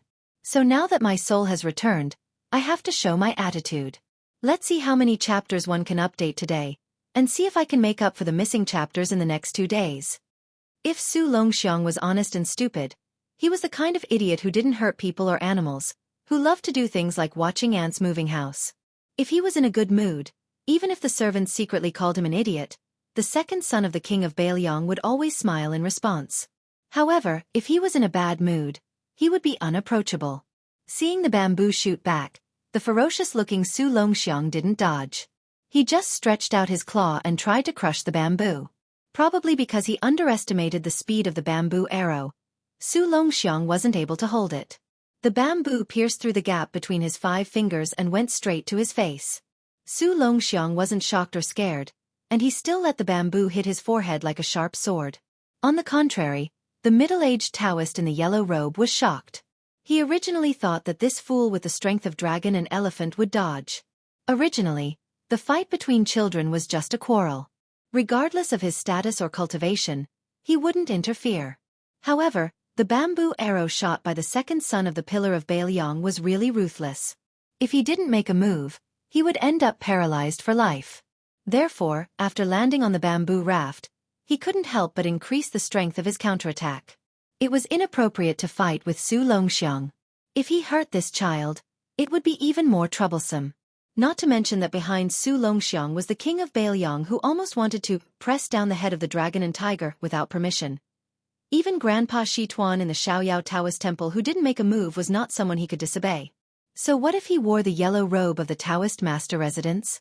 His father, Zhao Donxia, was already a Taoist minister and the leader of the world's orthodoxy. Didn't he still have to call Grandpa Shi Tuan uncle? Unexpectedly, the middle-aged Taoist realized that he had worried too much. When the powder scattered, Su Longxiang's eyes were scarlet red, and the 2 strands of yellow hair at his temples, which were longer than normal people's, floated up. From the first day he came to Mount Longhu, he had been wearing his hair down, and now it was even more fluttering. His clothes were round and shriveled in an instant. When he inhaled, they swelled, and when he exhaled, they shrank. The stream near him coincided with Su Longxiang's qi, faintly forming an absurd scene of rising and falling tides. His breathing technique was originally the most basic breathing technique of Mount Longhu. Who would have thought that this Huang manner would take half a year to master it? But once he had mastered it, it would be so frightening? Father, this idiot's appearance is too horrifying. Could it be that he is the legendary demon Venerable? The young Taoist had regained most of his courage now that he had a backer. But when he saw the extraordinary phenomenon on Su Longxiang's body and suffered twice in a row, he couldn't help but feel a little scared. Before Grandpa Shi Tuan went down the mountain, he said that this second son of the Great Pillar State who didn't open his acupoints was the reincarnation of Zhenwu Great Emperor. He wasn't Hong Shixiang, who was born with one more acupoint than ordinary people.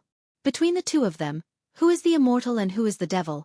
The fate of Mount Longhu and Mount Wudong for the next 500 years is probably a gamble. The middle-aged Taoist carefully stared at Su Longxiang, who was bursting with murderous intent. He was just a little curious but not shocked. As the first Huangzi nobleman of the Taoist master's residence, Zhao Jingchen had seen too many things that ordinary people couldn't appreciate. As for the words of Grandpa Shi Tuan, he actually didn't take it seriously. It was acceptable to tie the fate of a family to one person, but it was too childish to bet the fate of a country and a mountain on one person. As for his son Zhao Ningyun, who was naughty by nature but had great spiritual qi, Zhao Jingchen, who was nominally the first person of the Jing generation, was 80 to 90% satisfied with him. Therefore, he was willing to share some secrets. 500 years of fortune and misfortune is too big to be taken seriously. It's already good to have 50 years. Moreover, is it true that Hong Shixiang of Mount Wudong and Su Longxiang in front of us is the demon-rinsing primogenitor? According to the ancient records and calculations, Xuanwu Great Emperor hasn't been born in the world for 1,600 years. How could he coincidentally appear when Mount Longhu is suppressing Mount Wudong? Zhao Ningyun, who gradually came to his senses, chuckled and said, "If it's true, father, then we're doomed." Zhao Jingchen laughed softly and said, "Doomed? My Taoist master mansion of Mount Longhu has produced 64 immortals in more than 1,000 years. Can't we defeat Xuanwu Great Emperor?" At the mention of this, even the frivolous Zhao Ningyun felt a sense of pride. These 64 immortals were not the strange legends recorded in the countryside. When the great Taoist master ascended to immortality, the Taoist master mansion would record every detail in detail, including the mysteries of heaven, the geography, the relationships between people, whether they were riding on dragons, phoenixes, or rainbows. Everything would be recorded in order to ensure that not a single word was missing. There was no room for falsehood. If one were to talk about how illustrious a family was, even the emperors of the mortal world couldn't compare to the Zhao family of Mount Longhu. Zhao Jingchen didn't seem to make any movements, but the bamboo raft flowed downstream, as if she didn't intend to continue her confrontation with Su Longxiang. She saw the yellow-haired child on the shore running wildly with the bamboo raft, kicking up pebbles with the tip of his feet, kicking them towards the bamboo raft. Zhao Jingchen stretched out a hand, sparkling and translucent like white jade, and gently pressed down, causing the pebbles to fall into the stream. Chapter 79. It was the same for more than 30 stones. However, as time passed, Zhao Jingchen began to feel the strain. Not only did the stones speed up, they also became heavier and heavier. There was no way in the world to only exhale and not absorb qi. However, Su Longxiang did not give him the chance to absorb qi. The stones continued to rain down on Zhao Jingchen and Zhao Ningyun from the Taoist master's residence. Why would Su Longxiang care if you are a noble? Moreover, his elder brother, Su Fengmian, His Royal Highness, was different from Wudong Mountain. He knew that Princess Suizhu was a Princess Suizhu, yet he still pulled out his sword. Not to mention that he had a madman and an idiot as a father, Su Shao. During the martial arts catastrophe, Mount Longhu was the #1 sect in the imperial court. Zhao Donxia was the grand preceptor. One of the Taoist masters said something unpleasant that was overheard by the Great Pillar State. Not only did the original vanguard of Mount Song divert their horses to Mount Longhu, but he also urgently transferred more than 4,000 Bailiang soldiers from 9 battalions and stationed them at the foot of Mount Longhu. This was not enough. Some of the Jianghu people who were recruited into the Bailiang military system under the Great Pillar State's policy of Jianghu dogs biting each other were all eager to fight Su Shao. A Taoist master's head is equivalent to a tiger-shaped tally for a 4th-rank general, and a life from the Taoist master's residence can be spared from a capital crime in the future. Su Shao sat on his horse and sternly said to a purple-clothed Taoist priest from the Taoist master's residence who came to show weakness, "Mount Longhu? I don't believe that I can't suppress your Mount Longhu." No one doubted that Su Shao was putting on an act. If the imperial edict that caused the death of a few post horses had not arrived in time, the Bailiang cavalry would have killed their way to Mount Longhu. No matter how good Zhao Jingchen's qi cultivation was, he couldn't withstand Su Longxiang's endless onslaught of stones, especially his indecent bearing. Although the residents of the Taoist master had never had a tradition of the eldest son or grandson becoming the head of the sect, the disciples of the Heavens residents who held this position all possessed a kind of restrained arrogance. Zhao Jingchen was even more so. His Taoist techniques, sword techniques, and inner strength were all outstanding, and he didn't disgrace the yellow Taoist robe he wore. Unfortunately, in his generation, there were 2 more outstanding Taoist priests. One was the world-famous Taoist priest White Lotus, Bai Yu. He was the one who shocked the world during the Buddhist and Taoist debate on the Lotus Peak. This Taoist priest didn't learn the martial arts of Mount Longhu, but instead buried himself in ancient scriptures and classics. His knowledge was comparable to that of the 4 Taoist masters. 2 years ago, he entered the palace and had an audience with His Majesty the Emperor. He spoke in a rebellious manner, saying that the emperor shouldn't look down on the art of longevity. This actually made the emperor very happy, and he was given an extremely honorable purple Taoist robe. He was even bestowed with the title Master White Lotus by the emperor. If there was only one Master White Lotus who wasn't in the residence of the Taoist master, Zhao Jingchen wouldn't be worried. Unfortunately, there was a little Taoist master in the residence of the Taoist master. If his father and the other 2 heavenly masters were to hear that he was so calculative with Su Longxiang, what would happen to him? Zhao Jingchen smiled bitterly. Forget it, he reached out and lifted his son Zhao Ningyun's sleeve. He tried his best to knock down 6 or 7 stones, and the 2 of them floated to the shore. They were about to go up the mountain to the residence of the Taoist master. No matter how difficult Su Longxiang was to deal with, he wouldn't dare to go to the residence of the Taoist master. No matter how good Grandpa Shi Tuan's patience was, he wouldn't be able to sit still. When Su Longxiang saw that the 2 Taoist priests in yellow were about to run away, he roared and took a dozen steps back. Then he took a few big steps forward. Dust flew and several new pits appeared on the ground. When Su Longxiang left the shore, he used the force to soar into the air and rush toward the father and son in yellow. After all, Zhao Jingchen was not a clay bodhisattva without anger. Seeing that this fool didn't know what was good for him and wanted to pester him, he snorted angrily and waved his sleeve.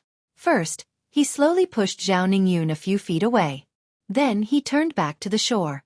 He sprinted in the same way as Su Longxiang, but only the dust on the ground was slightly floating. He didn't have the momentum of Huang Man Er's footsteps. Zhao Jingchen didn't collide with Su Longxiang in the air. He tiptoed in the air and rolled up his sleeves. His body went up a level and appeared right on top of Su Longxiang's head. The #1 person of the Jing generation in Longhu Mountain suddenly used the 1,000-caddy fall. He stepped on Su Longxiang's shoulders and shouted, "Bold idiot, get down!" Su Longxiang had nowhere to use his brute force and could only fall into the stream. "You're the idiot." Zhao Jingchen had just floated back to the shore when he vaguely heard a sigh. A sleeping old Taoist rose from the ground of the free and unfettered temple and swept into the sky like a hawk. He dived into the stream and splashed up endless water. The water flow stagnated as if the old Taoist had cut off the green dragon stream. The old Taoist picked up Su Longxiang and flew back to the free and unfettered temple. He said in a deep voice, "Quickly return to the top of the mountain." The old Taoist didn't seem to dare to carry Su Longxiang for a moment longer. He threw the disheveled-haired youth away and said sadly, "Alas, the 1,800 years of the free and unfettered temple can't be preserved." It was the first time Zhao Jingchen saw Grandpa Shituan so anxious and lost. He didn't dare to stay. He took Zhao Ningyun and rushed up the mountain. He heard a soul-shaking howl coming from the free and unfettered temple. It was very similar to the 6 demons barking on the devil-slaying platform at the top of the lotus flower. The hustle and bustle around the free and unfettered temple lasted from noon to dusk. In the twilight, the old Taoist's Taoist robe was tattered and his hair was messy. He sighed. The free and unfettered temple was mostly ruined. He sat on the broken walls. The yellow-haired youth who had finally calmed down was lying on the edge of an ancient well in the backyard. An old turtle with 2 or 3 little turtles appeared and climbed up the edge of the well. They seemed to have a good relationship with the youth. The old Taoist sighed. This ancient well was called Tongyu. It was obvious that it was very deep. The older generation of the free and unfettered temple once jokingly said that it was as deep as the 9 springs. Moreover, this well was connected to Wudong. It was a twin well with the Tong Xian on Wudong's little lotus peak. The old Taoist certainly didn't believe this saying. However, after learning from the letter that His Royal Highness was practicing on Wudong Mountain, he was happy to tell his disciple Su Longxiang that this well was connected to Wudong. Therefore, the yellow-haired Su Longxiang didn't pick hawthorns. If he was in a good mood, he would learn a bit of the Dragon and Tiger Taoist school's breathing exercises. If he was in a bad mood, he would lie by the ancient well and stare blankly. Su Longxiang grabbed a handful of hawthorns and carefully threw them into the well water. He said naively, "Brother, eat hawthorns." The old Taoist heaved a heavy sigh. "How am I supposed to tell His Highness the Crown Prince about this? Should I tell him or not?" The old Taoist, who claimed to be second in the Longhu Temple in judging people's physiognomy, hesitated for a moment. Thinking of the evil spirit behind Su Fengyan's smiling face, he said bitterly, "Just tell the truth. Take it as a reminder to the Taoist Master Mansion." Chapter 80. Second Update. If Mount Longhu was the capital of Immortals, then Shangyin Academy was the city of saints. With the end of the Spring and Autumn War of the 9 Nations, the scene of hundreds of schools contending no longer existed in the academy. However, the spirit of equal academic attainment was still passed down. Generally speaking, in the magnificent Shangyin Academy, except for the forest of merits that only the Chancellor could enter, one could go anywhere and read all kinds of books. However, some unwritten rules had been deeply rooted for thousands of years. These rules were not established by generations of chancellors. Most of them were due to the great reputation of a certain grand scholar in the academy. The younger generation followed the rules out of respect. For example, Shangyin Academy had a great lake that planted countless green lotuses. The lake was not deep, only 2 people deep. One could see the bottom clearly. The branches and roots of the green lotuses could be seen clearly. Sailing on the lake was like a floating boat in the sky, like a fairyland. Ordinary scholars of the academy did not dare to come to Great Lake to admire the green lotuses. Firstly, it was the place where Huang Longshi became famous. Secondly, a lady lived in a loft by the lake. For the past 5 to 6 years, the limelight of Shangyin Academy had been stolen by her alone. When she first stepped into the academy to study, she showed the advantage of her family background. She was directly apprenticed to Chancellor Wang and a military leader. Both of them taught her everything they knew. Some people were not convinced and came to Great Lake to provoke her. This lady who brought a sword into the academy did not argue with them. She directly pulled out her sword and cut off the hair of the leading scholar. The second time, the battle formation was even greater. She pulled out her sword and killed one on the spot without saying anything. Although she was grounded by the academy, no one dared to provoke her. This lady who was not very good-looking was capable of killing people. Later on, she founded the Zongjing 19 Paths and it was widely spread. Later on, she commented on the achievements of the world's scholars. Compared to people who played the 10 divisions on Great Lake, there were half praise and half criticism. In recent years, Many scholars from various countries who came to study in Xianxia came for her. Regardless of how much criticism she attracted, the biggest fact was that how many people in the world could be criticized by her. There were only a handful. Don't be fooled by the scholars and poets outside the palace who scolded the most fiercely. The young men who had played the 10 bureaus with her had already seen through her. Those who scolded the most fervently would definitely turn the fastest when facing her. Their character was like wild grass, bending over and over again. The loft by Great Lake did not show the style of a noble family. It was made by the Academy's craftsmen with mechanisms and spiritual qi. Outside the building were some chickens and ducks, separated by a few vegetable gardens, all of which were used to fill the stomach. There was not the slightest bit of elegance of the old students raising geese, cranes, chrysanthemums, and plum flowers. This was Su Weisheng.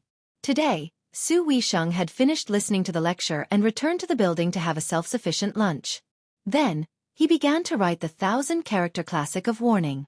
He first wrote it in Bailiang Palace. At first, he had nothing to do. Since he had a brother who was always idling around, he wanted to write a piece to admonish him. Later, he saw that it had no effect at all, so he put it aside. Later on, when he went to Xianxia Academy, he picked up the brush again and wrote a few sentences about his comprehension of the 1,000-character classic every now and then. There were already more than 600 words in the 1,000-character classic. When the first 70 or 80 words were read, it was very enlightening. The family had been prosperous for generations. A clan accumulates merit and benevolence, repaying it back in 100 years. A country values its people more than its monarch, never declining for 1,000 years. How to die prematurely, how to speak unkind words, how to do unkind deeds, how to be unkind, how to be unkind, how to be unkind. How sinister, how sinister, how sinister, how sinister, how sinister, how sinister, how sinister, how sinister, how sinister. Today I wrote, how to be armed with a sword. A gentleman is firm and unyielding, while a villain takes risks. How to drown oneself in a river. Men are short-sighted, while women are arrogant. When he wrote this, Su Weisheng was stunned for a moment. He smiled slightly and his thoughts surged, but his brush did not stop. How to die of sudden speed, how to be hollowed out by lust, how to die of poisonous sores, how to be greasy. On the contrary, Su Weisheng snorted coldly and the tip of the brush paused. Therefore, the last hook of the word greasy was particularly dense and dignified, full of sharpness. It seemed that he was thinking of his annoying brother. Su Weisheng was in a bad mood. He put down the brush and walked out of the attic. He untied the rope of the lonely boat and sailed on the lake alone. The lake rippled. There was only one person and one boat on such a big lake. If it were not for the thousands of green lotuses, it would indeed be a bit lonely. She lay in the boat and raised her wrist. There was a piece of ink that was drilled through with a string. This piece was just an ordinary cobblestone, which suited Su Weisheng's hobby. Other than the ancient sword that could cut iron like mud, she did not have any other precious items. Her brush and ink were the same as the scholars of the palace. The only difference was that her diet was not good. If she did not rely on her own talent and domineering aura to monopolize this lake, one would not be able to tell that Su Weisheng was a princess. Moreover, how could a princess be compared to a princess? Even the daughter of assassin Yan could compete with her? She was not even fit to carry her shoes. Su Weisheng used the sunlight to look at the rings of light emitted by the chess piece. He was dazzled. Far away by the lakeside, two people were sneakily squatting behind the green lotuses and whispering to each other. One of them had a boneless head, a sunken nose and exposed teeth. No matter how one looked at it, he looked like a short-lived person who had died early and reincarnated. He said with a troubled expression, "Junior brother, are you really going to senior sister Su? She is someone who can kill." The other person was elegant and had an extraordinary temperament. When he smiled, he was especially handsome and flirtatious. He said indifferently, "Senior brother Lu, look carefully. Senior sister did not bring her sword today." Chapter 81. The man who looked like he was destined to have a rough life became even more miserable. He advised in a trembling voice, "Little junior brother, you haven't been in the academy for long. You can't make senior sister Su unhappy. The first day I entered the academy, I saw with my own eyes how senior sister Su killed people with her sword. So when I met the teacher and the other senior brothers and sisters, my legs went soft. The handsome man who had just studied with the same teacher as this timid senior brother joked. Senior brother Lu, do you have 2 legs or 3 legs? Senior brother Lu's face was full of righteousness. He thought carefully and then answered in a deep voice. 3 legs. The little junior brother, whose appearance was hundreds of times better than his senior brother, laughed and said, Senior brother, if I can board senior sister Sue's boat, you can call me senior brother in the future. How about that? Senior brother Lu nodded without hesitation and said, No problem. The junior brother was the talented youth who had played 10 games with Su Weisheng. Even if the chessboard did not have 19 pieces, he was not unhappy at all. He had thought that he had an 80% chance of winning on 19 pieces, but when Su Weisheng brought out 15 pieces, he was only pleasantly surprised. This was his eccentric nature. Face and whatnot could not be sold for a few taels of silver. As long as he won the 10 games, he would not touch 19 pieces even if he was beaten to death. He would not even touch a chess piece for the rest of his life. No matter how invincible Su Weisheng's chess skills were in the future, what could he do? Wouldn't it only make him more invincible? Unfortunately, he could not even beat Su Weisheng with 15 chess pieces. But he was still very happy. It was good that he did not lose or win. He had a reason to stay in the academy.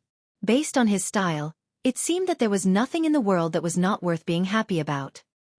He dove into the lake like a fish and approached the small boat. Senior brother Lu was dumbfounded. He did not care about the bet.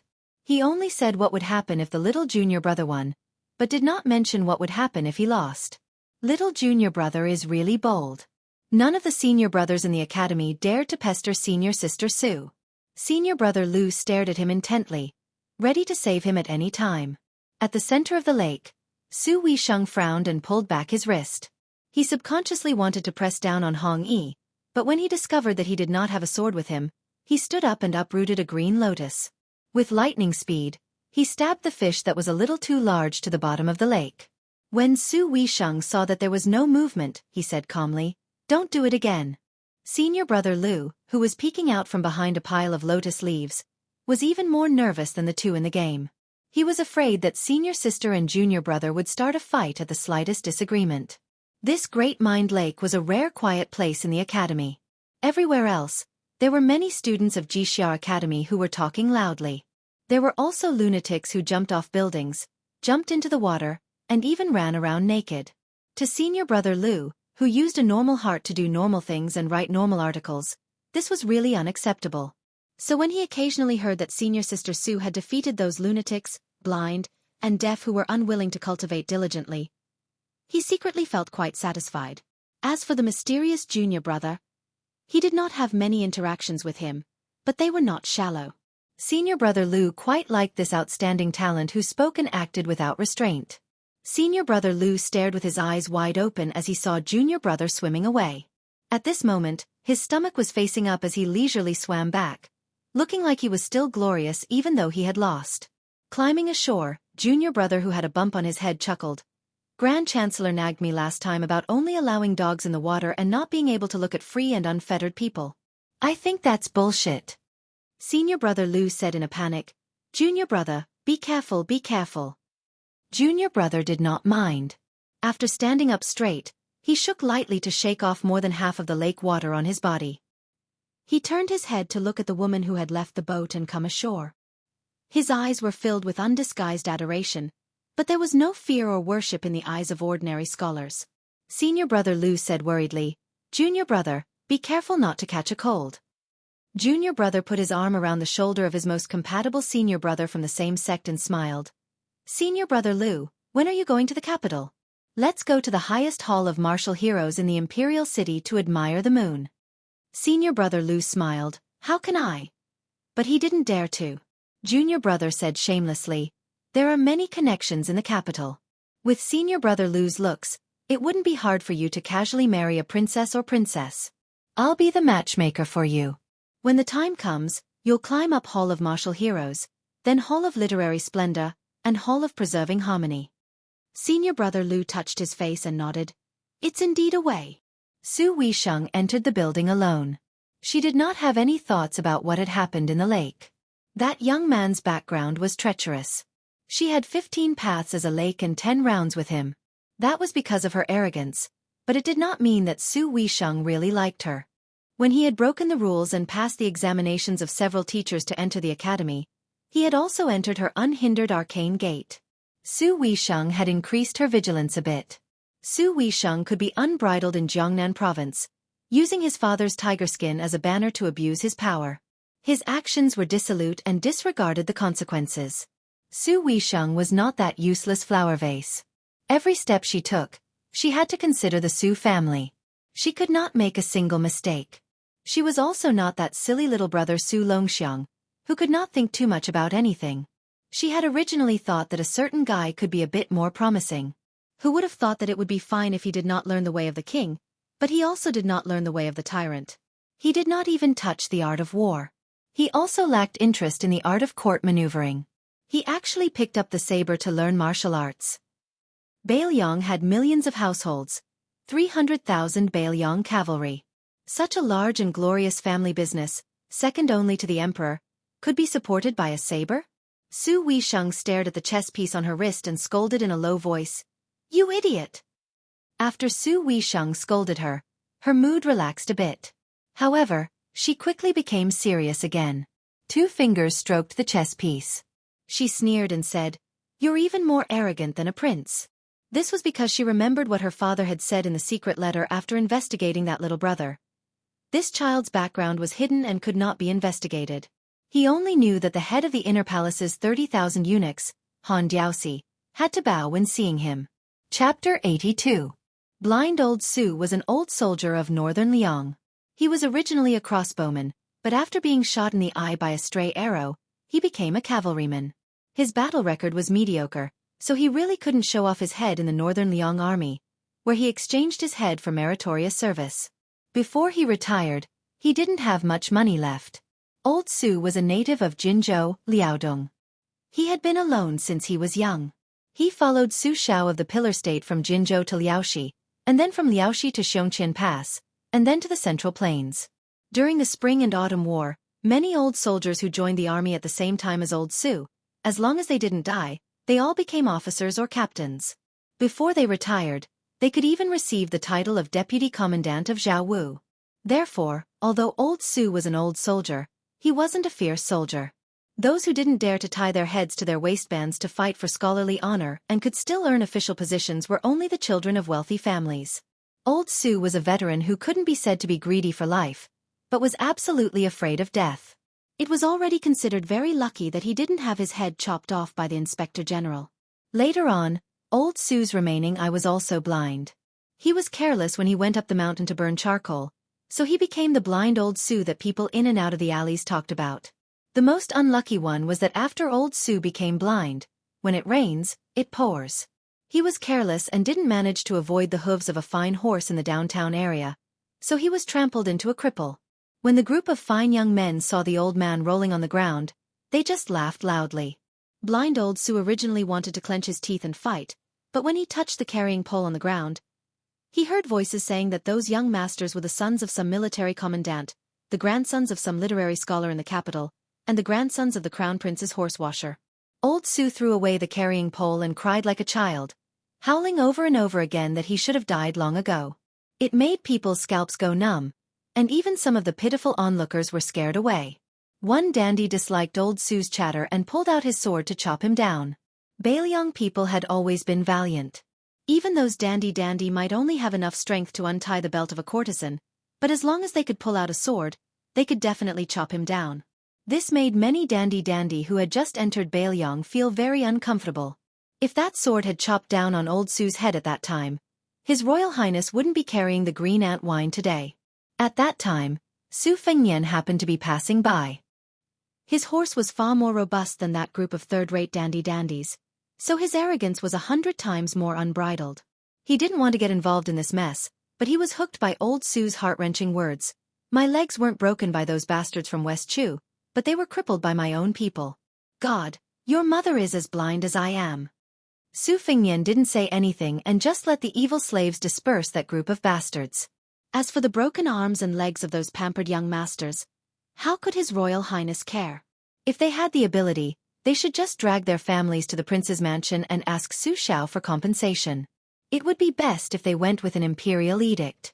Later on, old Su didn't die. For some reason, he was taken to get his legs treated. However, how could an old man's legs withstand the force of the horse's hooves? They were completely broken. Just as the blind old Su was about to sit in a small thatched hut by the riverside and wait for death, someone suddenly came from the yamen and said that he would be given a tael of silver every month. Old Su trembled in fear. After receiving the money for half a year, he finally mustered up the courage to ask that official. The official said that this was a new rule in Baelyong's army to treat the old soldiers well. Later on, old Su asked an old fellow who was also half dead and learned that this was true. However, they all needed to go to the yamen to receive the money. Old Su was puzzled. Good people get good karma? But no matter how you look at it, I don't think I'm a good person. When I was young, I burned, killed, and looted a lot with the pillar state. Old Su's legs were broken, but he could still barely walk with the help of his self-made crutches. The thatched hut had been repaired by the yamen's high-ranking official. Every year, before winter, a thick quilt would be sent over. Old Su managed the vegetable garden quite well, and a tael of silver would be worth 1,000 copper coins. Old Su wasn't picky with his food, so he could still buy some meat wine with the spare money at the end of the month. He was living a good life. Today, old Su was sitting on a wooden stool outside the hut and dozing off when he heard a loud voice shout, old Su, let's drink. I caught a duck for you in the river on the way. It's really fat." Chapter 83. Old Su's spirit was lifted. That Su kid was here. He had met this kid 4 or 5 years ago. It was said that he was caught climbing the wall to watch a girl bathe and was chased to the riverside. He then borrowed old Su's thatched cottage to hide. It could be said that they had formed a decent relationship. Old Su knew that the pretty daughter of a humble family in Lanting Tavern was a pretty girl from a humble family. Although he couldn't see, old Su's ears were good. He could always hear some wild men gathering together and drooling over her when they had nothing to do. They were all saying that the little girl's chest had become heavier over the years, her little round face had become sharper, and she was becoming more and more beautiful. Old Su had gone to the tavern to buy distiller's grains and smelled the fragrance on the girl's body. Tiske. It smelled really good. It was comparable to Lanting Tavern's signature green plum wine. Back then, Su Kid was chased and beaten for her. He wasn't wronged. If old Su was a few decades younger, would Su Kid even have the chance to climb the wall? He would be more like a lookout for him. The pot is in the same place in the house. Remember not to throw the duck into the river when you pluck its feathers. Be careful that the moment you leave, my thatched cottage will be torn down. Old Su took the wine pot and sniffed it. He smiled contentedly and said, "This green ant can't compare to the green plum from Lanting Tavern, but it's still much better than distiller's grains." The customer stuffed the broken duck into old Su's arms and said angrily, "Do I have to pluck its feathers? I'll go boil some water." Now that old Su had wine in his hand, he was easy to talk to. He leaned on his walking stick and went to pluck the duck's feathers. Not long after, the thatched cottage was filled with a fragrance. Old Su chewed on a greasy duck leg and asked with a smile, "Su Kid, I haven't seen you for more than a year. You've either been missing for 3 years or haven't been heard from for an entire year. What do you do for a living?" Listen to old Su's advice. Don't do anything outrageous. It's fine if you peek at a girl bathing since you won't lose anything. But if you play with knives and guns, it's hard to say. Let's not talk about this. Even if I did, you probably wouldn't listen to my advice. I know I can't drink your wine for free. Tell me, what do you want to hear this time? At my age, old Su can't speak more than a few times, so I'll tell you as much as I can. The man chewed on the duck meat and said with a smile, "Let's talk about Liaodong. My ancestors lived there in Jinzhou. The only one who could stroll around so idly was naturally His Royal Highness, Su Fengnian." Old Su laughed and said, "How could I not be familiar with Jinzhou? The whole of Liaodong is the same. Although 9 out of 10 military governors claim to be poor in front of the imperial court, they are not poor at all. The only poor ones are people like us who don't have land. We are just short of rebelling." Su Fengnian frowned and asked, "According to the law, isn't every soldier given 40 mu of farmland? Liaodong is worthy of being called a dangerous place in our dynasty. The plain in the wilderness stretches as far as the eye can see for 1,000 li. It is difficult to defend.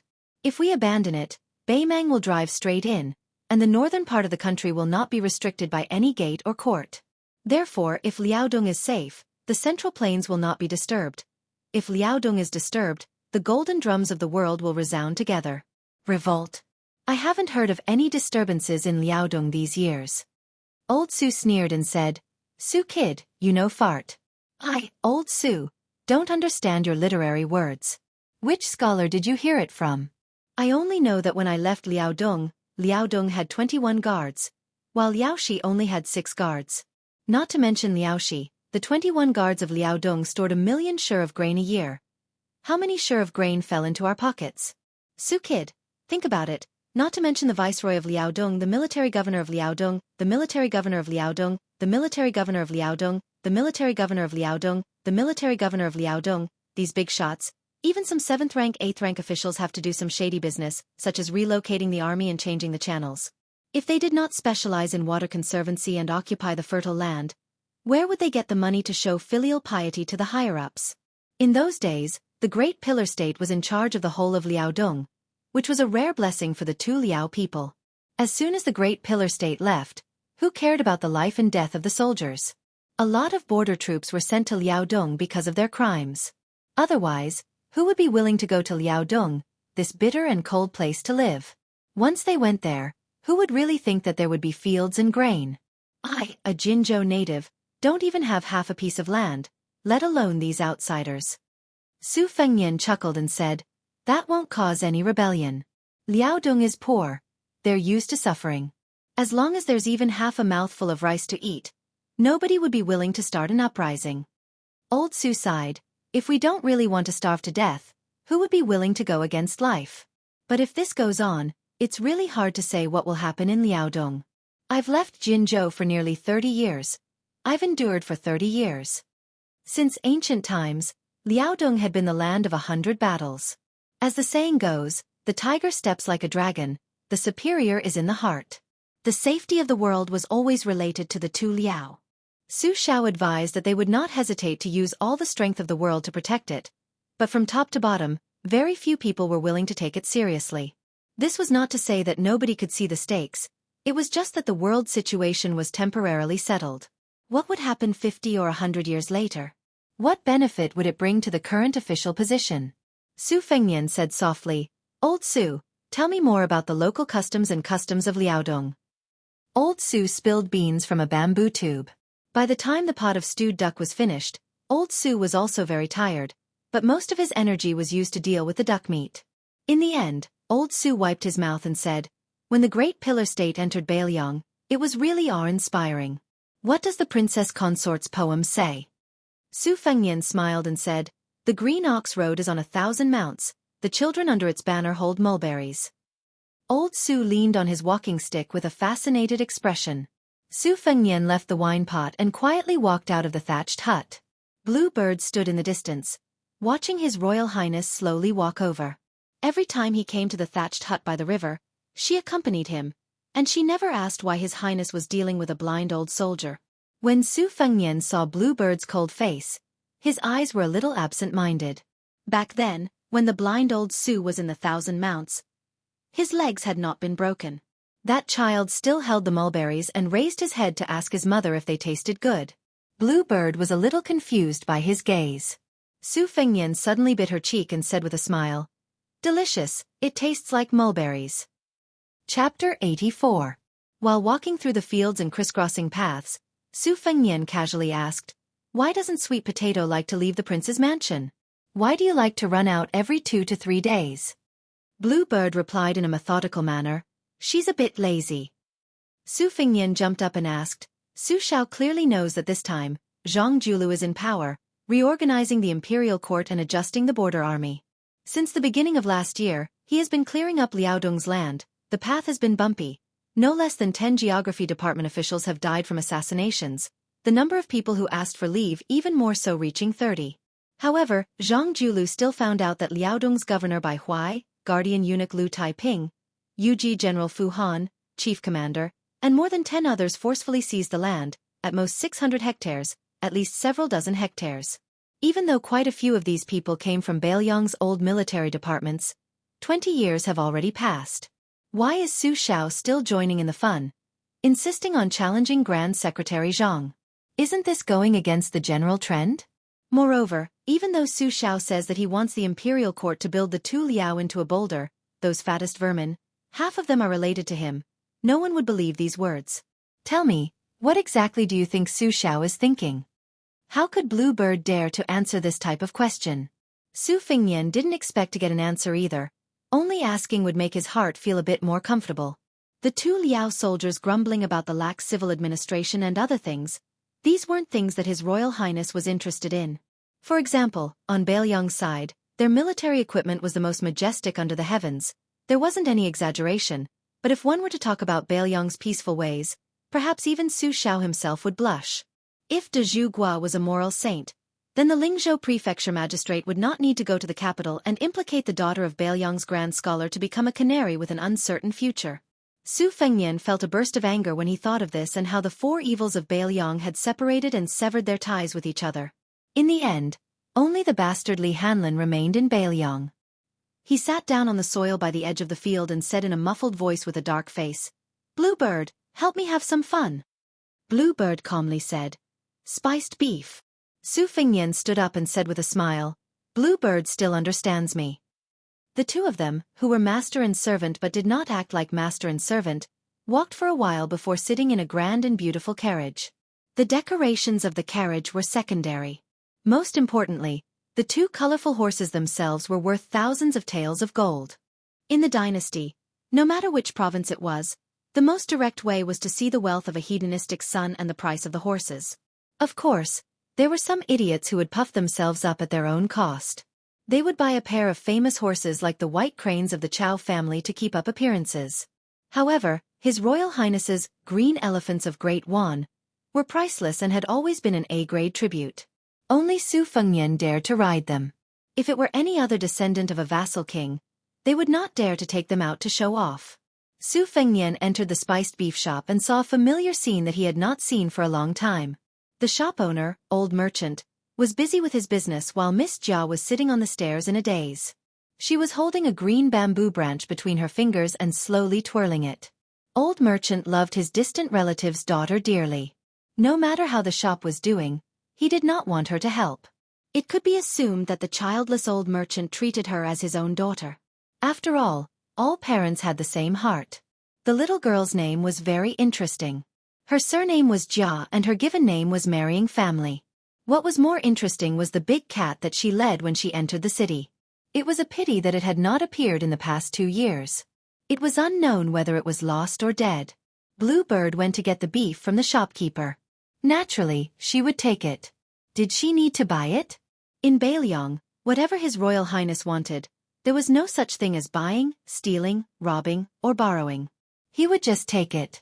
Su Fengnian walked to the stairs and asked with a smile, "Haha, miss, where's your big cat? Is it gone? Do you want me to give you one and you can come with me to the prince's mansion to play?" The young girl nicknamed Miss Haha by Su Fengnian had always been ignorant of the ways of the world. In the past, she dared to stare at Li Hanlin, the big dandy, in the shop. She was also indifferent to His Royal Highness and did not have much fear of him. However, she seemed a little strange today. When she saw Su Fengnian, she subconsciously shifted her butt. It was probably because she saw His Royal Highness kill someone with a knife at the corner of the alley last time. She seemed a little absent-minded these days. With Su Fengnian's cautious personality, he had already ordered people to keep an eye on this place for some time. As for why Miss Jia was nicknamed Miss Haha, there was a story behind it. It was said that this girl did not like to laugh. At most, she would laugh a few times with an expressionless face. Once to express amusement, twice to express amusement. Ha ha ha. Until now, no one had heard of it. Su Fengnian saw that she did not move. A one-man show was always boring, so he awkwardly turned around to find a seat. The shop was empty in an instant. Old merchant's wrinkled old face squeezed out a smile as he stood beside the table in a flattering manner. In fact, there was nothing for him to do. Blue Bird had already arranged everything. The bowls and chopsticks were brought down from the carriage. The ivory chopsticks, the jade porcelain bowl, and the marinated beef were all neatly cut with a small silver knife and piled neatly in the bowl. Su Fengnian did not use the chopsticks. He grabbed a few slices and stuffed them into his mouth. This was the taste he wanted. It was rich but not greasy. The sauce was authentic, but it did not cover up the original taste of good beef. After Su Fengnian finished the beef, he leaned back on the chair as if he was about to fall asleep. He closed his eyes and lowered his eyelids. His tongue touched the roof of his mouth and his knees together. He gently knocked his teeth 36 times. His qi returned to his Xian acupoint and his breathing was natural. The shop owner, old merchant, did not know what was going on. He only thought that His Royal Highness was a little tired and did not dare to flatter him blindly. He only hoped that he was not dissatisfied with today's beef. Su Fengnian's breathing was abnormally stable. Just like the so-called true essence of Buddhism was nothing more than eating, drinking and defecating, the Heart Sutra of the Su Fengnian was ultimately an unremarkable skill of breathing. When Su Fengnian could listen to a person's heartbeat, he would be able to ascend to the second level of the 6 heavenly pavilions. Su Fengnian suddenly turned his head and looked towards the stairs. He only saw the young girl staring at the bamboo stick in her hand with a pair of lifeless eyes. Su Fengnian stood up and smiled. "Old merchant, give me 2 more portions." Old merchant's face was full of joy as he said, "All right, I'll go right away." Su Fengnian did not have to wait for long before Blue Bird took the 2 portions of cooked beef. Returning to the carriage, Su Fengnian lifted the curtain and looked at old merchant who was still bowing at the entrance of the shop. He frowned and said, "There seems to be something wrong." Blue Bird shook her head and said, "This person's background is clean. He's just an ordinary merchant." Su Fengnian dismissed it with a smile. Old merchant returned to the shop and wiped the sweat from his forehead. For a while, there would be no customers in the shop. He took the time to sit down and rest. He massaged his waist and sighed when he saw the young girl still sitting on the stairs. It was fine that this little girl was freeloading in the shop, but she did not even smile in front of His Royal Highness and the others. If she was his biological daughter, he would definitely scold and beat her.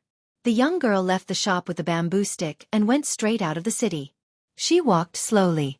It was already dusk when she left the city.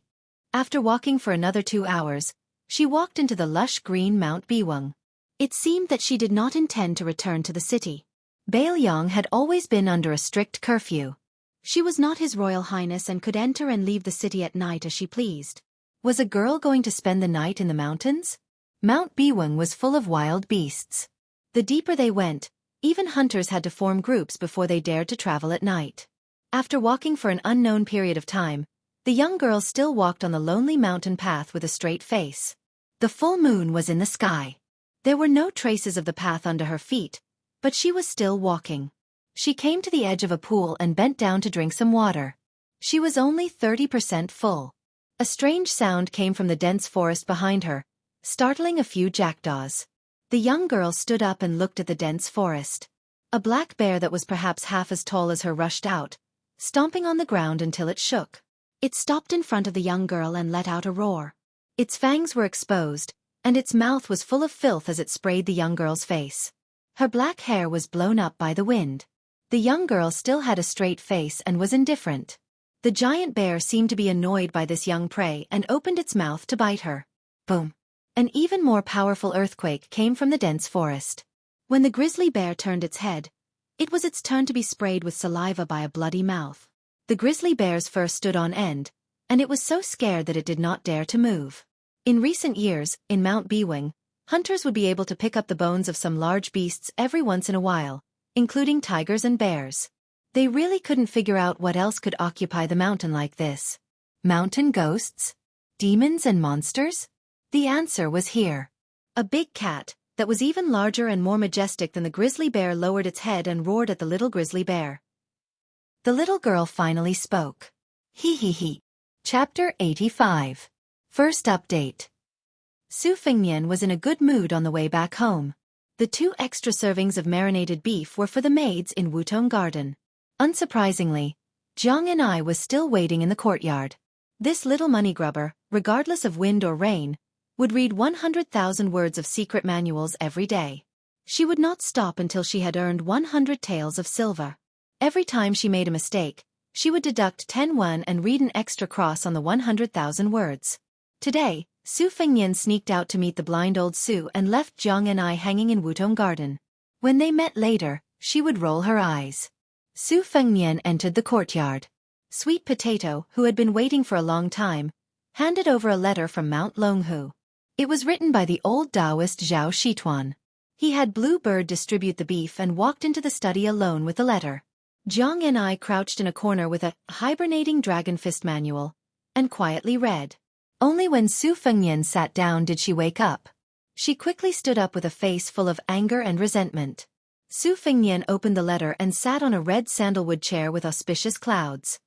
He smiled and said, "Since you have waited for half a day, you can read it later. Let me finish reading this letter."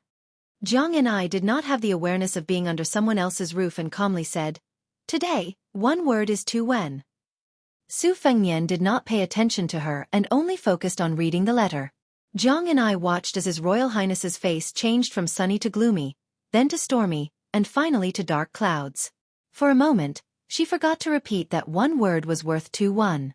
Su Fengnian raised his hand and was about to slap the sandalwood handle, but as soon as he did, he pulled back 80 to 90% of his strength. He managed to pull back his hand in time and did not smash the chair. Even so, his face was still frighteningly gloomy. Su Fengnian stood up and walked to the window. After a few breaths, he turned around and looked at Zhang and I with a smile. "Come, you read while I listen." Zhang and I finished reading Hidden Dragon and then read more than half of a sword manual. Outside the window, it was already deep into the night. She discovered that Su Fengnian was unusually quiet today. Su Fengnian, who had been absent-mindedly listening to the sound of reading for 4 hours, smiled and said, "Now that you've saved a lot of money with me, why don't we make another deal? If you buy a secret manual for 1,000 coins, you can buy 10 books in a year. Even if you can't practice martial arts, you can just throw a few books to the people of Jianghu. Do you think they won't bite you like a mad dog? It's better than being rich but having nowhere to spend it. What do you think of this business? Don't look so unwilling and incredulous. I'm just saying what's on your mind. With our relationship and friendship, there's no need to be pretentious. How about it? It's a deal. One secret manual costs 1,200 strings of coins?"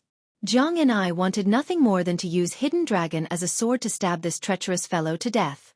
She smiled coldly and said, "Is it 1,000 strings of coins or 1,200 strings of coins?"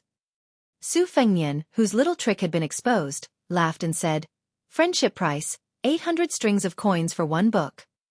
Zhang and I agreed immediately. "Okay."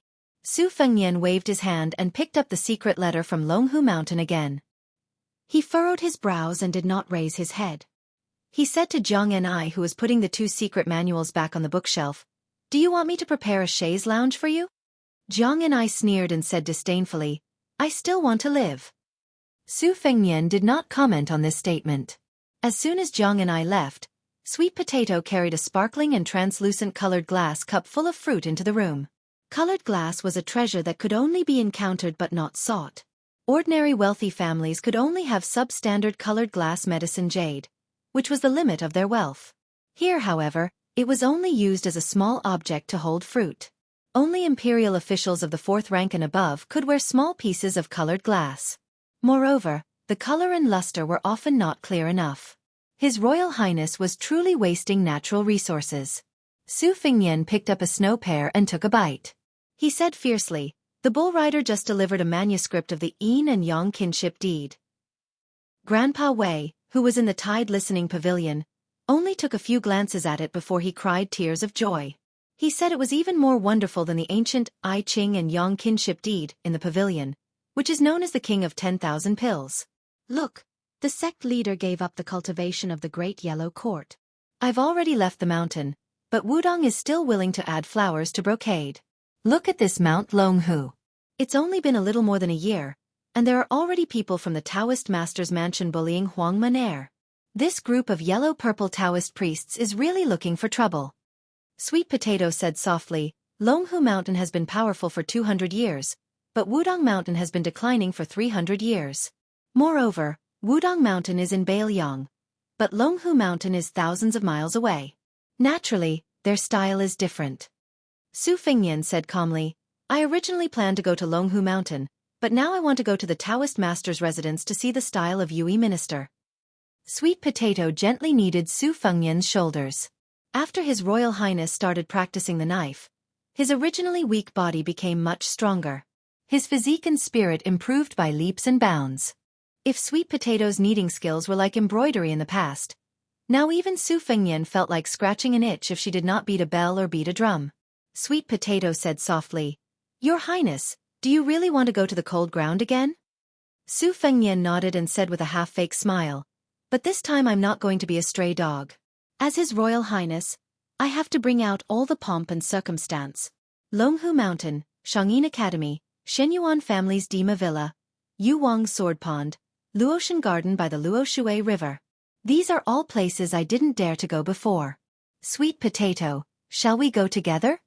Sweet Potato shook her head and said pitifully, "Can we not go, Your Highness?" Chapter 86. Su Fengnian dismissed it with a smile and asked Sweet Potato to put away the letter. He took 2 pots of wine and walked out of the courtyard to the Tide Listening Pavilion. Every time Su Fengnian saw the plaque with the words Grand and Magnificent written on it, he felt uncomfortable. If it was just the 9-dragon plaque alone, it would be fine, but there were 2 other plaques with the words Flying Dragon written on it. Everything in the world was afraid of comparison, which made the 9-dragon plaque seem even more inferior. When Su Fengnian was 14 years old, the old emperor who had died unexpectedly could be said to be a man of great talent and bold vision, but his handwriting was really not flattering. Su Fengnian thought of his second sister, Su Weisheng, who also wrote like an earthworm rolling in mud. He could not help but lament that if his second sister was a man, the 300,000 cavalrymen of Bailiang would be firmly in the hands of the Su family. No matter if Su Fengnian was really stupid or not, he would not be able to escape. Su Fengnian pushed the door open and walked into the Tide Listening Pavilion hall. He said helplessly, "Second sister, your anger should have subsided by now, right? If not, I'll go to Shangyin Academy and let you scold me." Other than drinking with White Fox's face, he also went through the ancestral records of the Taoist masters' residence on Longhu Mountain. Among the 4 Taoist masters of this generation, Huang Manor's chief master, Zhao Shituan, was the second in seniority, but he had the least real power. On the surface, it was Zhao Danxia, the national preceptor, who was the leader of the world's Taoist sections. However, it was said that Zhao Danping, the national preceptor, was not easy to deal with. This Taoist master spent most of the year preaching in the capital, and his various immortal deeds were known to the children. His reputation was not inferior to Zhao Danxia's. The last one, Zhao Shi, was the most senior, but it seemed that no news of him was leaked. Every family had its own difficulties, let alone the residence of a Taoist master with countless Taoist scriptures. Su Fengnian wanted to go upstairs today to find out more about the residence that said, "No one can be a Taoist master unless they are related to my clan." The outside world only knew that the Tide Listening Pavilion was an armory, but very few people knew that the pavilion's collection of insider information was even more flourishing. Su Fengnian arrived at the 2nd floor. As soon as he turned the corner, he saw a fresh face. It was an old man with a broken arm. He was short, had a goatee, and was wearing an old and tattered sheepskin coat. He stood on his tiptoes and struggled to pull out a martial arts secret manual. He dipped his saliva and opened it to read. Su Fengnian could not feel any flow of qi, so he decided to make a joke. He tiptoed over and whispered, "Old brother, are you here to steal books as well?" The old man ignored him. He read 10 lines at a glance and flipped through the book extremely quickly. The only sound that could be heard in the quiet loft was the sound of him flipping through the pages. Su Fengnian stretched out his head to glance at the book, wanting to see the contents clearly. The old man was cautious and stingy, so he moved the secret book away from him. Su Fengnian put on an act and stuffed a few books into his bosom. He kindly reminded the old man, "Old brother, don't look. Take as many books as you can." The old man tightened his sheepskin coat and ignored His Royal Highness as if he were deaf. Su Fengnian whispered, "Didn't you see the face of a white fox? Isn't that the man with the saber who is more beautiful than a beauty? His temper is extremely bad. Let's take it easy. Be careful or you'll have to bear the consequences." The old man finally raised his head and glanced at His Royal Highness with his cross-eyed eyes. Su Fengnian pretended to be friendly and put his arm around the old man's shoulder. He said with incomparable enthusiasm, "Old brother, the secret manual upstairs is even rarer. I've bribed His Royal Highness maid in the prince's mansion, so I'm relatively familiar with the place. Can I take you there?" The old man's cross-eyed eyes were even more serious, but he did not avoid Su Fengnian's rude action. He seemed to be rather disdainful of the good intentions of this peer beside him. Su Fengnian was just about to speak when he suddenly felt suffocated. He turned around and saw that not only was the white fox present, even Su Xiao and his master Li Yishan were present. Behind Su Xiao were 6 pavilion guards who looked as if they were facing a great enemy. This is? The white fox slowly walked over and stared at Su Fengnian as if he was looking at an idiot. The great pillar state Su Xiao did not approach. He only bowed slightly and said softly, "Fengnian, I'll have to trouble you during this trip to Bailiang." When and where did the dynasty's only king with a different surname, the king of Bailiang, treat someone so respectfully?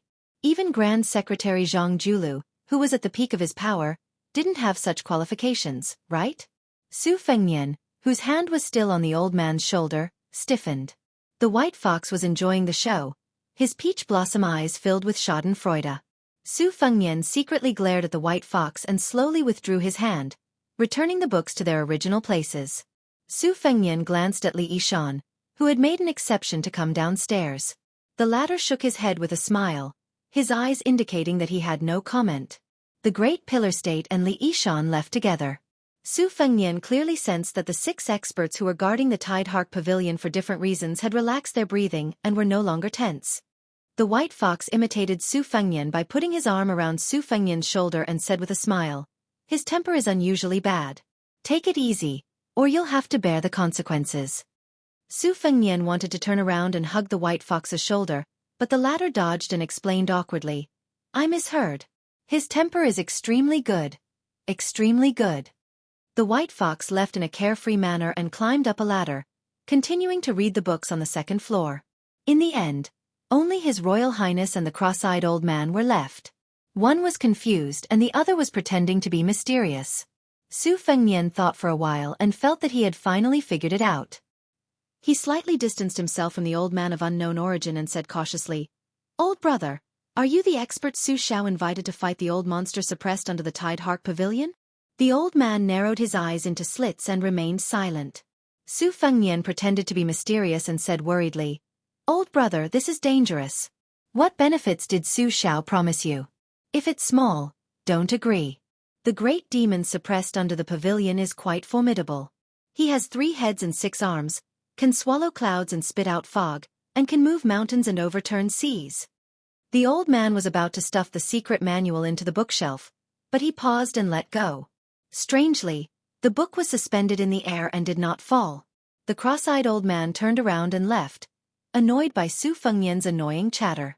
Su Fengnian's face turned pale. He muttered to himself, "Please don't tell me you're that old monster from the netherworld." The old man's hoarse voice reverberated in the attic. "How did Su Xiao the butcher have a son like you?" Interesting. Chapter 87. Chapter 2. Su Fengnian plucked up his courage and reached for the secret manual. Nothing out of the ordinary happened as he had expected. He heaved a sigh of relief and gently placed it on the bookshelf. Only then did he run to White Fox's side. Seeing that the old man was not nearby, he anxiously lowered his voice and said, "Why did you release that guy? Why didn't you inform me? What if something happens to him? Aren't you afraid that Xiaodong will belong to me?" White Fox's face stood on the ladder and looked down at Su Fengnian. He calmly said, "I didn't release him. I just followed De Zhugua to the netherworld in your eyes and invited him out. As for the deal between De Zhugua and him, I don't know. I only know that there were 3 rules. However, the old man gave me a few pointers and I benefited a lot." Su Fengnian asked, "Then should I go and ask for pointers?" White Fox's face playfully smiled and said, "You can try." Su Fengnian weighed his fledgling bladesmanship and decided to give up. He was afraid that the old man would turn him into ashes with a snap of his fingers. However, the old man did not seem like a temperamental monster. He seemed to be easy to get along with. Would he rely on the old man to support him after he left Bailiang? Was the 3 rules Su Xiao made with him reliable? It was hard to guess the master's temperament.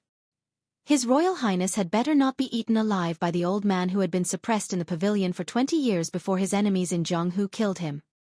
He thought about the white-haired old man who was no longer bound by the iron balls and wanted to find trouble with old Huang as soon as he got out of the lake. Would the cross-eyed old man not come looking for him? The more Su Fengnian thought about it, the more scared he became. He was not afraid of any Jianghu master who was nailed to the Ministry of Revenue. Even Wudong's leader Wang Zhongluo and Dragon Tiger Mountain's national advisor Zhao had to be registered in their respective provinces and counties. This was a tough measure that Su Xiao brought to the imperial court after he stepped into the martial arts world. The question now was, who was this old man who crawled from the netherworld to the mortal realm? He was all alone and had nothing to worry about. If he accidentally injured or killed His Highness the Crown Prince and then ran away, who would Su Zhao's 300,000 iron cavalry go to? There were 3 rules. Why would such a top-notch expert talk about the law with you? Su Fengnian silently squatted under the bookshelf, carefully calculating and calculating. This was the benefit of living a poor life with old Huang in the past. Haggling over every penny. Was a penny not money? Regardless of whether it was big or small, he had to be calculative now. Back then, for a few copper coins, His Royal Highness had borrowed a tattered Taoist robe to have his fortune told. In the end, he didn't get many copper coins and was molested by a fat woman for an entire afternoon. The most unlucky thing was that before he received the copper coins, Su Fengnian still had to put on a smiling face and waste his breath to praise the woman who weighed about 200 kilograms for her slender waist and beautiful face. The past was unbearable to look back on. Damn it! Just as Su Fengnian couldn't bear to look back, White Fox's face had quietly walked down the ladder and knocked on Su Fengnian's shoulder with the embroidered winter knife. Su Fengnian raised his head blankly.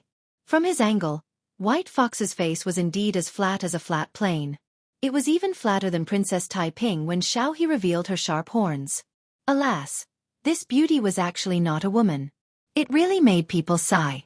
Su Fengnian came back to his senses in horror and saw that White Fox's face had narrowed her red phoenix eyes, overflowing with murderous intent.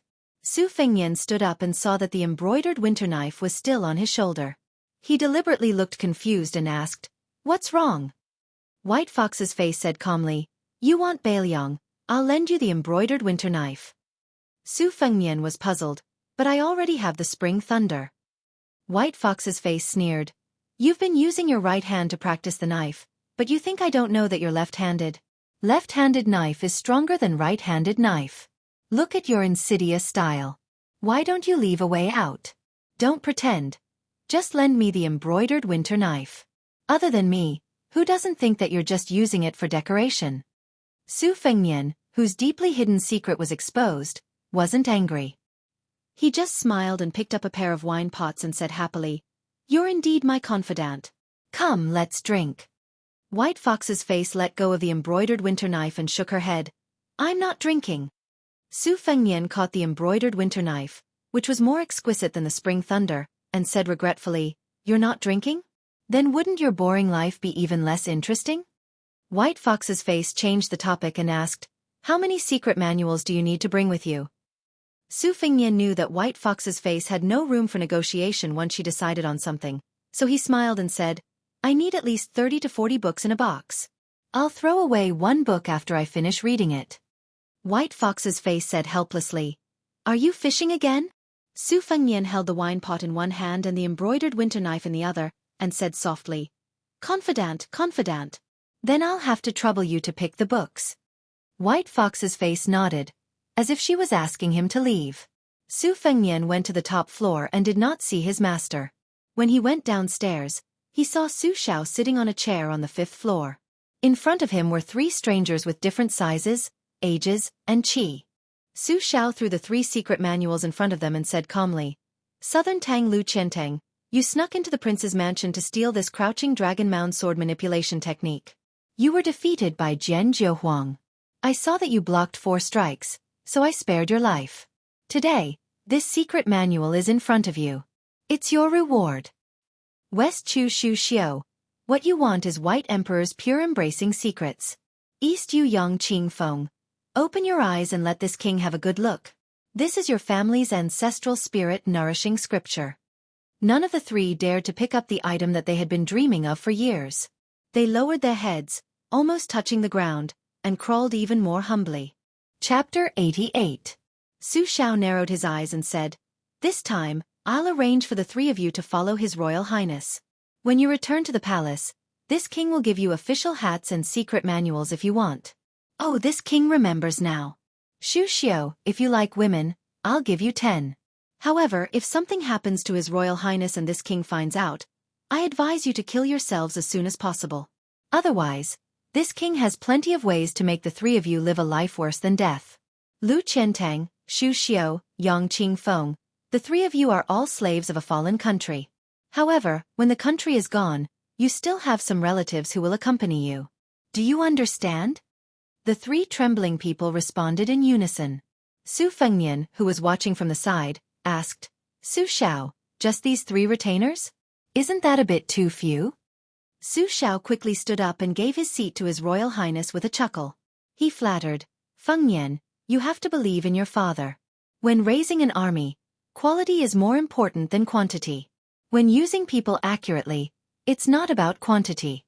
This Lu Qiantang uses the tyrannical sword. He has the strength of a second rank and is the least afraid of death. Even if he faces a first-rank expert, he can withstand 100 moves. When he dies, you'll be able to leisurely withdraw from danger. This West Chu woman called Xu Xiao is proficient in the art of seduction and disguise. She also knows a lot of crooked ways. Her internal strength is also quite good.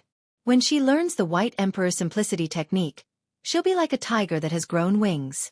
In addition, her ability to train young girls is unique. As long as a beauty falls into her hands, it won't be long before she'll be even better than a brothel's courtesan. As for Yang Qingfeng, who was blind in one eye and deaf in one ear, his methods were the strangest and most despicable. He could ask the gods to control corpses and raise ghosts. If you didn't like someone, you could have the surnamed Yang turn them into walking corpses and do whatever you wanted. Fengnian, if they don't do well, the 3 of them can serve each other. I'm sure it won't be boring. Su Fengnian really didn't know what the 3 people on the ground were thinking. In the chilly spring weather, Su Fengnian could clearly see that their clothes were all wet. De Zhu Gua, who had given his seat to his son, faced the 3 people below him. His tone and expression were much stiffer. He said in a low voice, "Get out. Remember to keep your mouth shut." At this time, Su Fengnian could clearly see the 3 people's appearances. The sword-wielding Lu Qiantang had a tall and sturdy body. Yang Qingfeng was a middle-aged man with a wooden expression. His 10 fingers were sickly white. The West Chu Xu Xiao was actually a young woman with a natural charm. However, her expression was restrained. She didn't dare to act rashly. She didn't even have the courage to look at His Royal Highness. Each of them tightly gripped a secret manual that they yearned for day and night. They carefully bowed and left the hall. Perhaps in the eyes of these 3 people, De Zhugua's upbringing was terrible. The father actually had to give his seat to his son. In the past, they had only heard that His Royal Highness was arrogant and even dared to teach De Zhugua a lesson. Today, they had seen the tip of the iceberg. Su Fengnian threw a wine jug to Su Xiao. The latter drank a mouthful and laughed heartily. "All right, Wei Shuyang will also follow you out. He's probably moved by the Yin Yang kinship deed. What to do you decide." Su Fengnian said angrily, "You even dare to threaten Grandfather Wei?" Su Xiao laughed and said, "How is this a threat? It's not like I don't know that you've always respected your Grandfather Wei." Su Fengnian frowned and said, "Grandfather Wei is already so old. How could Su Xiao not know his son's thoughts?" He laughed softly and said, "Don't think that just because Wei Shuyang was chopped into the lake by Chu Kuangren that day, he's no longer an expert. Wei Shuyang is not proficient in martial arts, but he's very proficient in geomancy, divination, and divination. Fengnian, with him by your side, it'll be good for your cultivation in the Great Yellow Court. The art of war emphasizes the combination of the strange and the righteous. The 3 people you saw just now are all from the unorthodox school. They're all experts in harming people. Even if you have the heart to harm others, you still have to be vigilant. Wei Shuyang is the righteous one. With these 4 people by your side, I'll arrange 100 cavalry for you and find a fierce general to lead. Only then will I be at ease." Su Fengnian made a sound of agreement. Su Xiao seemed to know what his son wanted to ask. He shook his head and said, "That old man was indeed released by me at a great risk. There are 3 rough rules. I can only guarantee that he won't harm you. Whether you can subdue him will depend on your ability. As for who this one-armed old man is, I won't say. You'll find out sooner or later. I'll only say one more thing. Don't take the initiative to give him any sword-like weapons. If you don't give it to him, he won't take the initiative to touch it. Even if this person doesn't have any external objects, it won't be difficult to protect your life no matter what the situation is. Su Fengnian asked, "There's a death warrior trained by you in Wutong Garden?" Su Xiao nodded. Su Fengnian drank a mouthful of wine and said slowly, "I know Blue Bird. Previously, I thought it was impossible for Sweet Potato to be her. However, these days, when I asked her to massage my shoulders, unfortunately, I found out. Although she concealed her breathing, she doesn't understand the mysteries of the Great Yellow Court." Su Xiao, other than the two of them, who else do you think it is? Su Xiao laughed and said, "Even Sweet Potato was discovered by you. That's not easy. Wutong Garden only has the two of them as maids. Since that's the case, Father will tell you the truth. Originally, you had 4 death warriors with the codename Heavenly Stem by your side. It was indeed not easy to train them. Unfortunately, during your 3 years of traveling, 2 of them died. Blue Bird is C. B. Anid have already died in battle." Su Fengnian said with mixed feelings. "Then Sweet Potato is a?" Su Xiao shook his head and said, "You guessed wrong. She is one of the 2 people your mother left behind for you. She is not under my care. As for the other person, you will probably never know in this lifetime." Su Fengnian asked curiously, "Who is this a?" Su Xiao still shook his head. "When it's time to appear, it will naturally appear in front of you." Su Fengnian said self-deprecatingly, "When it appears, it will probably be the time when a resolutely meets its death, right?" Su Xiao did not refute. Su Fengnian lowered his head and looked at the embroidered winter-spring thunder that had gathered again. He said softly, "When you go to the capital, you should also be careful." Su Xiao smiled faintly and said, "It should be those people who should be careful." Chapter 89. End of Third Watch. The people of the city finally saw His Royal Highness, whom they had not seen in a long time. This time, without the young master of the Yan family, there was only Li Hanlin, the son of the governor of Fengzhou, among his friends. His Highness was accompanied by Yu Wei, who had retired from the brothel. Wu Mainyang was holding her white cat. Li Hanlin was called over by Su Fengnian. After returning to Bailiang for more than a year, he had spent most of his time on the embroidered winter saber and Mount Wudong. This time, he had to travel thousands of li with many unspeakable secrets. If he did not meet up with Li Hanlin, he would be letting down young Master Li, who had been a scapegoat for more than 10 years.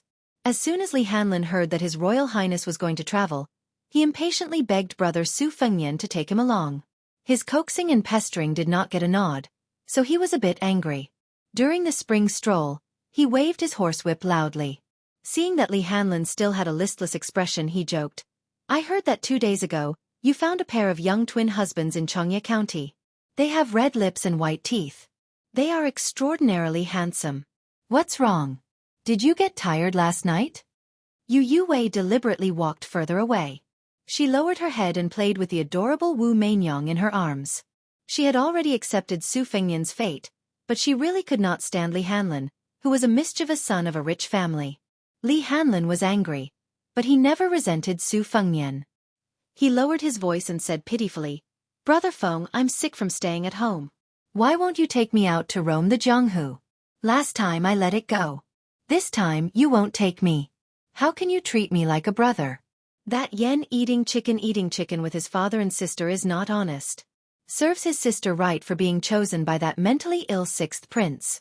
Brother Feng, you've always been a kind person. I beg you, Brother Feng. I'll bring you tea and water every day. Is that not enough? I heard that you're going to travel.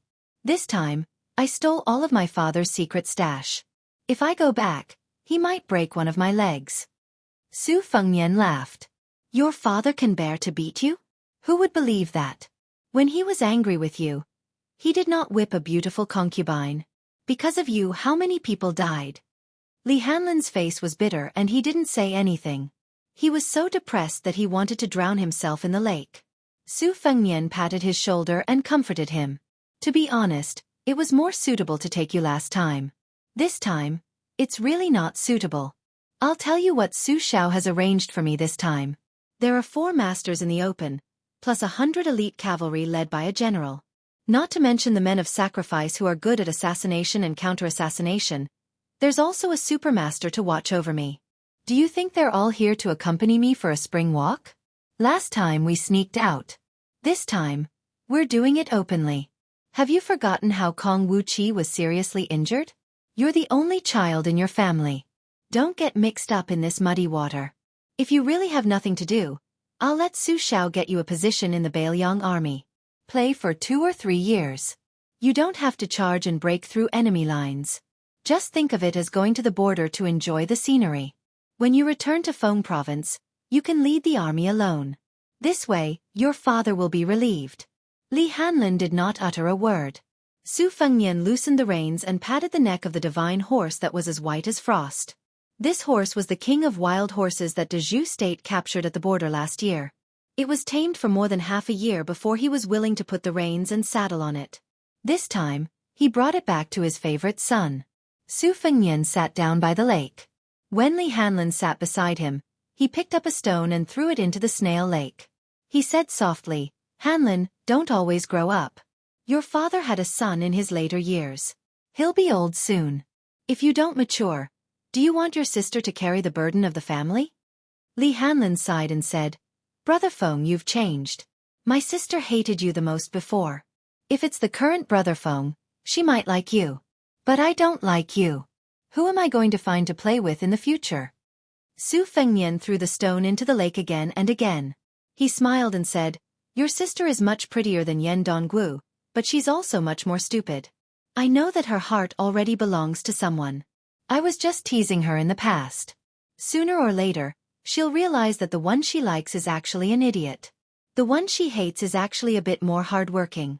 As for who you'll find to play with in the future, it's very simple. Quickly find a virtuous wife and play with her. As you play with her, you'll have children." Li Hanlin scratched his head and said, "I can have children, but only sons. Wouldn't having daughters be troublesome? When they grow up, they won't be able to escape being harmed by men. It's better to have sons. I'm not afraid of retribution."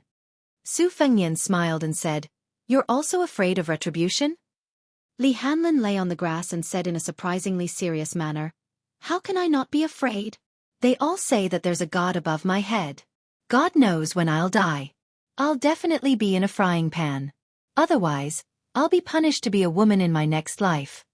Su Fengnian laughed and said, "What's in your head, kid?"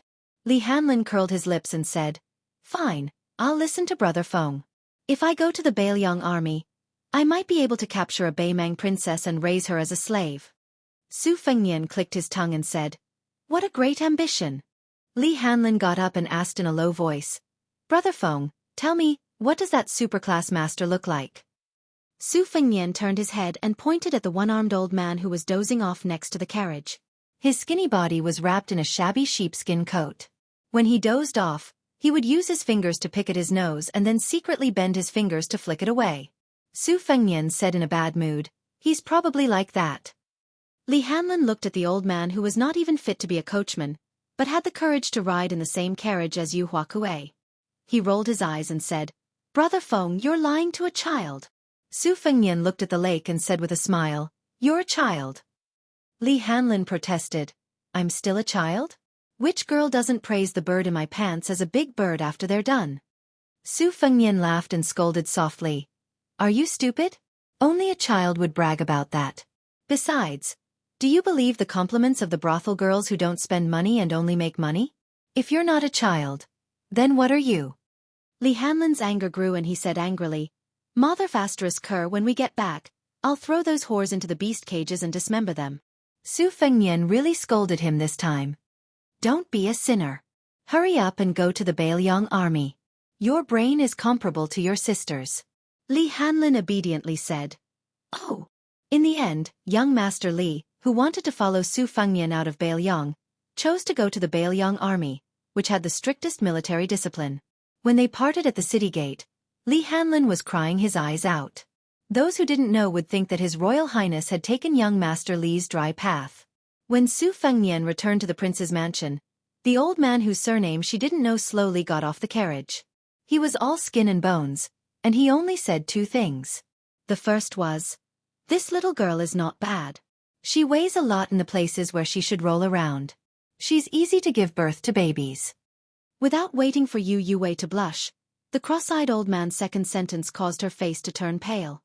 This cat is even better. Stew it and eat it. It'll nourish the body and nourish the spirit. Su Fengnian took a deep breath and then another.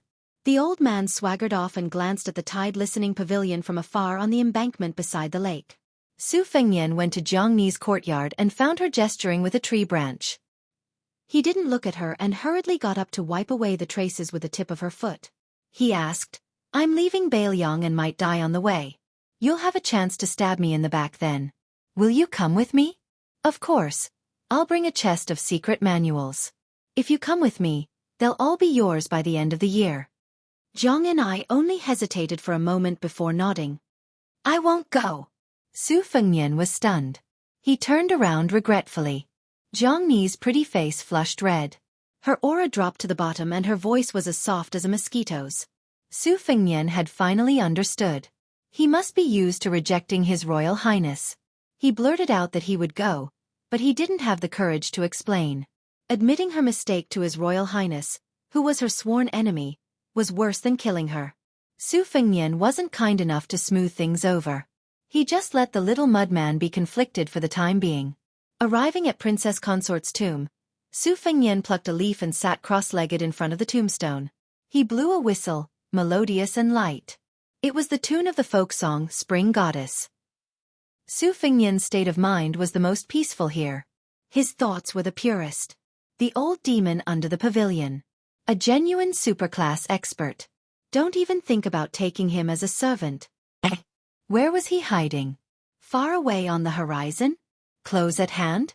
Sweet Potato was a death warrior. He didn't know whether to be happy or helpless. Bluebird was the C in the heavenly stem.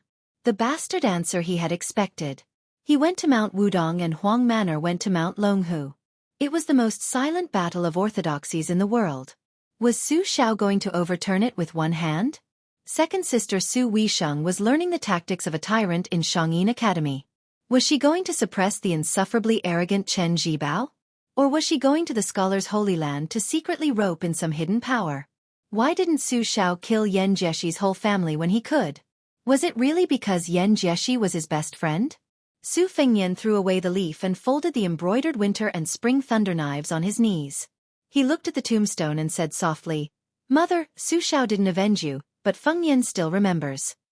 That year, flowers bloomed in spring. His Royal Highness Su Fengnian rode a white horse out of Liangzhou. Chapter 90. Su Xiao usually lived with the common soldiers on the Bailiang border all year round. It seemed that he had to personally see that the Baimang barbarian soldiers were no less numerous than the Bailiang cavalry before he could feel at ease. After the Wang Fei passed away, his children gradually grew up. First, Princess Chang Zhihu married far away in Jiangnan. Then, his second daughter, Su Weisheng, traveled thousands of miles to study at the Yinjia Academy. 4 years ago, His Royal Highness left to travel. In any case, there was still Huang Manor in the manor. Now he had completely left. However, old Su couldn't care less about the affairs of these emperors, generals, ministers and nobles. All the information he had about de Zhugua all came from hearsay when he went to the winery to buy distiller's grains. If he had only heard about it, then so be it. What else could he do? He had followed de Zhugua into battle for many years. He had only seen him once when he was young as a cavalryman. At that time, the one carrying the beetle was still the #1 vanguard, Wang Jian, and Wang Jinling. During the bloody Battle of Yik, old Su, who had not yet gone blind, had charged out of the city gate with de Zhugua. He watched as General Wang knelt on the ground and held up the city gate with both hands, allowing the Liaodong soldiers to charge out of the city. At that time, General Su had not yet been bestowed the title of king and had not yet received de Zhugua's title. He had only turned his head to glance at the city gate. All of the Bailiang soldiers firmly believed that de Zhugua was the #1 hero of the present age. He was one of the 4 famous generals of the spring and autumn period. Just based on battle records, de Zhugua could not compare to Yi Baikue, who had been hailed as the only one in 500 years by the Yinjia Academy. Before the Battle of Guanlan City, Yi Baikue was said to have never been defeated in 100 battles in his life. Not to mention Yi Baikue, the martial saint of West Chu, who had only lost 1 battle. Even Wang Sui, the prince consort of Dongyue in the past, was more confident and at ease than Su Xiao. How could he be in such a sorry state of fleeing with only a few hundred cavalrymen left? But in the end, other than the great general of the same court, only Su Xiao remained standing. Furthermore, of the 9 kingdoms of the spring and autumn period, the iron hooves under Su Xiao's banner had destroyed 6 kingdoms. The Confucian general, who became famous 20 years later than Su Xiao, had only 2 insignificant small kingdoms. How could he stand shoulder to the king of Bailiang? This was the power of the pillar state. It was only the middle of the month, so old blind Su wasn't willing to spend copper coins to buy distiller's grains. He could only lick his saliva to satisfy his craving. Blind old Su was old. He liked to sit on a wooden stump when the weather was warm and reminisce about the heroic spirit of the past. He thought about the way to survive that the old soldiers had taught him when he was young. He thought about the first time he went into battle with a crossbow in his hand. He thought about the brothers in the army beside him who had their heads chopped off like wheat being reaped. He thought about the rumbling of the hooves of the enemy's armored cavalry. He even thought about the final decisive battle at the western fortress in the spring and autumn. Wang Fei, dressed in white, had personally beaten the war drums. The drumbeats were like thunder. They would not stop until West Chu was broken. Who in the army was not moved? Old Su tilted his head. His face, which had been tempered by the flames of war, was pressed against the smooth wooden walking stick. Most of the old soldiers were like this. They were used to holding sabers and crossbows. They were lucky enough to leave the army alive, but they always felt that something was missing. After their legs were broken, this walking stick had been of great help. These past few years, he had always heard a group of scholars say strange things. They said that more than half of the old soldiers who had fought with the pillar state had died, and that no one had a good ending. In the end, only Su Xiao had become a king with a different surname. If old Su's legs had been broken, he would have stomped his feet and cursed. What the F***ck did these scholars with water in their brains know? Those who had truly gone into battle knew the saying that sabers and swords had no eyes. Were all the injuries on the pillar state's body fake? Were they all smeared on his body with sabers, bows, arrows and spears? If even the pillar state did not become the king of Bailiang, then wouldn't all those old soldiers who did not hesitate to fight with their last breaths have died in vain? Who would still remember the 600 armored soldiers from Liaodong back then, and the 300,000 Bailiang cavalry that no one in the world could compete with? Old Su spat and scolded. Those damn scholars are the most boring. If old Su was younger, I could have smacked all their teeth out with a single slap. Old Su, who was panting from just taking a few more steps, heard a familiar voice above his head. Brother Su, are you still in good health? Old Su hurriedly got up. The person who spoke was the Yamen official who had come to his house to deliver the silver taels. He had also instructed several of his retainers on the spot to repair the thatched hut properly. As expected, the thatched hut no longer had any leaks from then on. The monthly taels of silver were also sent to him on time. Old Su was an old soldier who had fought countless battles. He could vaguely guess that this Yamen official had also gone through many hardships in the army. He had a murderous aura, so he shouldn't think that he was just fooling people. The cowardly old Su did not even eat or kill a lot of pigs. This was true, but he had lived most of his life in the army. Those fierce soldiers who had killed dozens of people would look more ferocious than ordinary people even when they were eating. That person gently pressed down on old Su, who was standing up with the help of his walking stick. He laughed and said, Brother Su, sit down and talk. Do whatever is comfortable. There's no need to be so polite with me. Chapter 91. Old Su didn't insist. He was old, so he didn't try to be brave like a young man. He turned his head to look at that person and said happily, It's fine, it's fine. I can eat and sleep. I just have to wait for the end of the month to buy some meat and wine to reward myself. These days, the world is peaceful. I don't have to worry about food and clothing. It's very good. These are words of conscience. Old Su is blind, so I can't say that I'm blind. Isn't that right, Darren? The visitor smiled and said, Old Su, you're not blind at all. You have a lively mind. You're much better than many officials and generals. Old Su blushed and said, Darren, these words are too serious. I don't dare to accept them. Old Su, am just an old Bailiang soldier who didn't die. In the past, I heard a kid surnamed Su talk about dying on the battlefield, but I don't really understand. In any case, it's better to live than to die. Now, I'm not afraid of death. I've lived to this age without any loss. I'm just worried about one thing. If one day I fall asleep and don't wake up, then so be it. But I don't have a coffin bearer. I'm worried about this. That kid Su chuckled and said that if I really can't do it, I can't say for sure that I won't see him for an entire year. I think it's difficult. The Yamen official said calmly, that kid Su promised to be a coffin bearer for you? Old Su instantly became spirited. Isn't that so? That kid Su is a good person. I, Old Su, have never made a mistake in recognizing people. It's just that this kid is a bit sloppy in many things. He climbs walls and steals ducks. I'm worried that he won't be able to find a good wife in the future. 2 days ago, that kid Su even brought a pot of good wine to my place to chat. However, he said that he was going out again. Unfortunately, I was woken up by the smell of wine at night and accidentally drank the remaining half of the pot. Otherwise, I could have entertained Darren today. Haha, Darren, don't think that Old Sue's broken mouth can't hold back on talking nonsense with you. That person laughed and said, I won't. Nowadays, it's hard for me to find someone to chat with. Younger brother Su, you want a drink? When I came here, I forgot that I usually don't drink when I'm old. Today, I'll make an exception. If brother Su can wait, I'll get someone to buy it. Old Su hurriedly waved his hand and said, there's no need. Milord is busy with important matters. How can I let Milord waste his time and money here? That person smiled and leisurely enjoyed the afternoon sun with Old Su.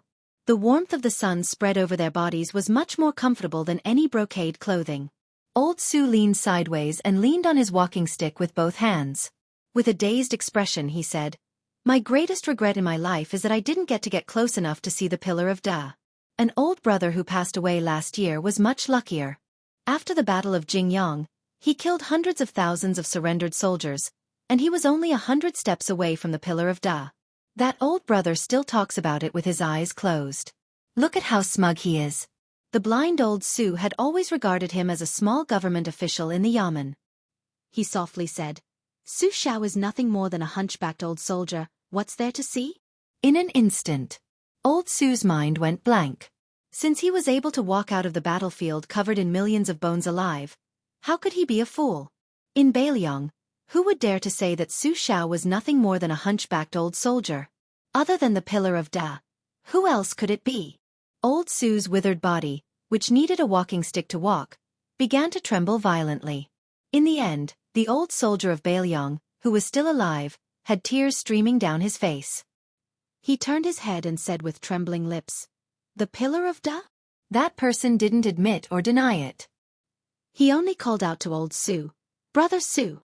Old Su seemed to have gone mad as he struggled to get up. Ignoring the Pillar of Da's obstruction, he threw away his walking stick and knelt on the ground.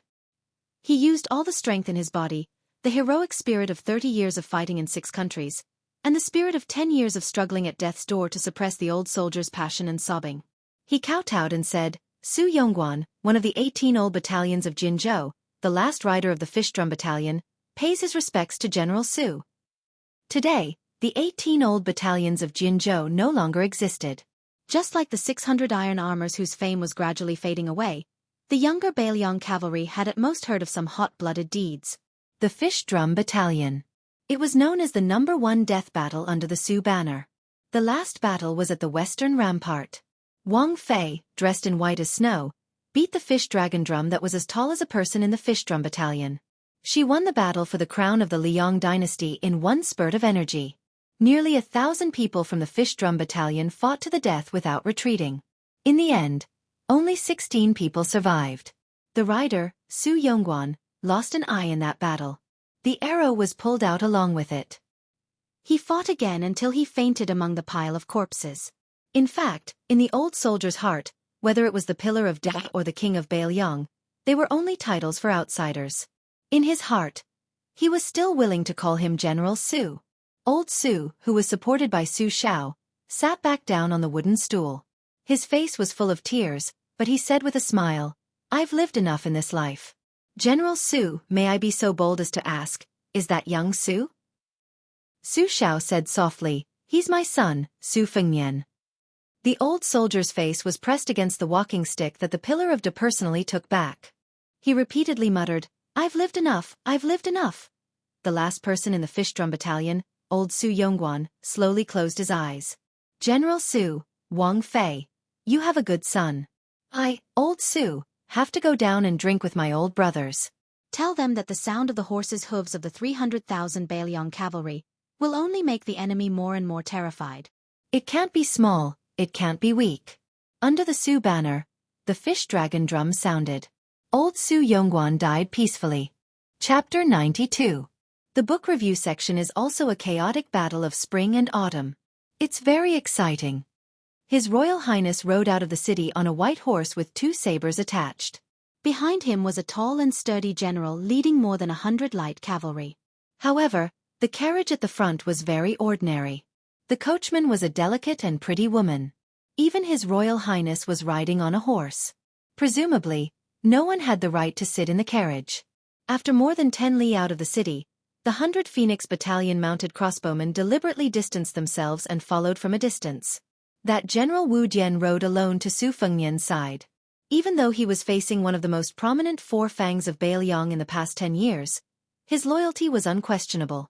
The 3 of them, Lu Qiantang, Xu Xiao and Yang Qingfeng, were still very cautious and prepared to attack at any time.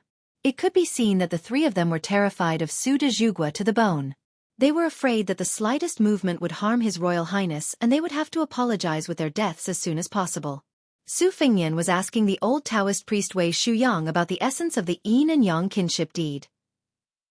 Seeing the nervous posture of Lu Qiantang and the other 2, he didn't say anything. He waited until the halberd-wielding general on horseback bowed to ask for instructions. Only then did he smile and say, "General Ning, you let your men and horses follow behind me only because I don't want to eat dust. There's no other meaning. Don't be nervous. Keep a distance of half a li.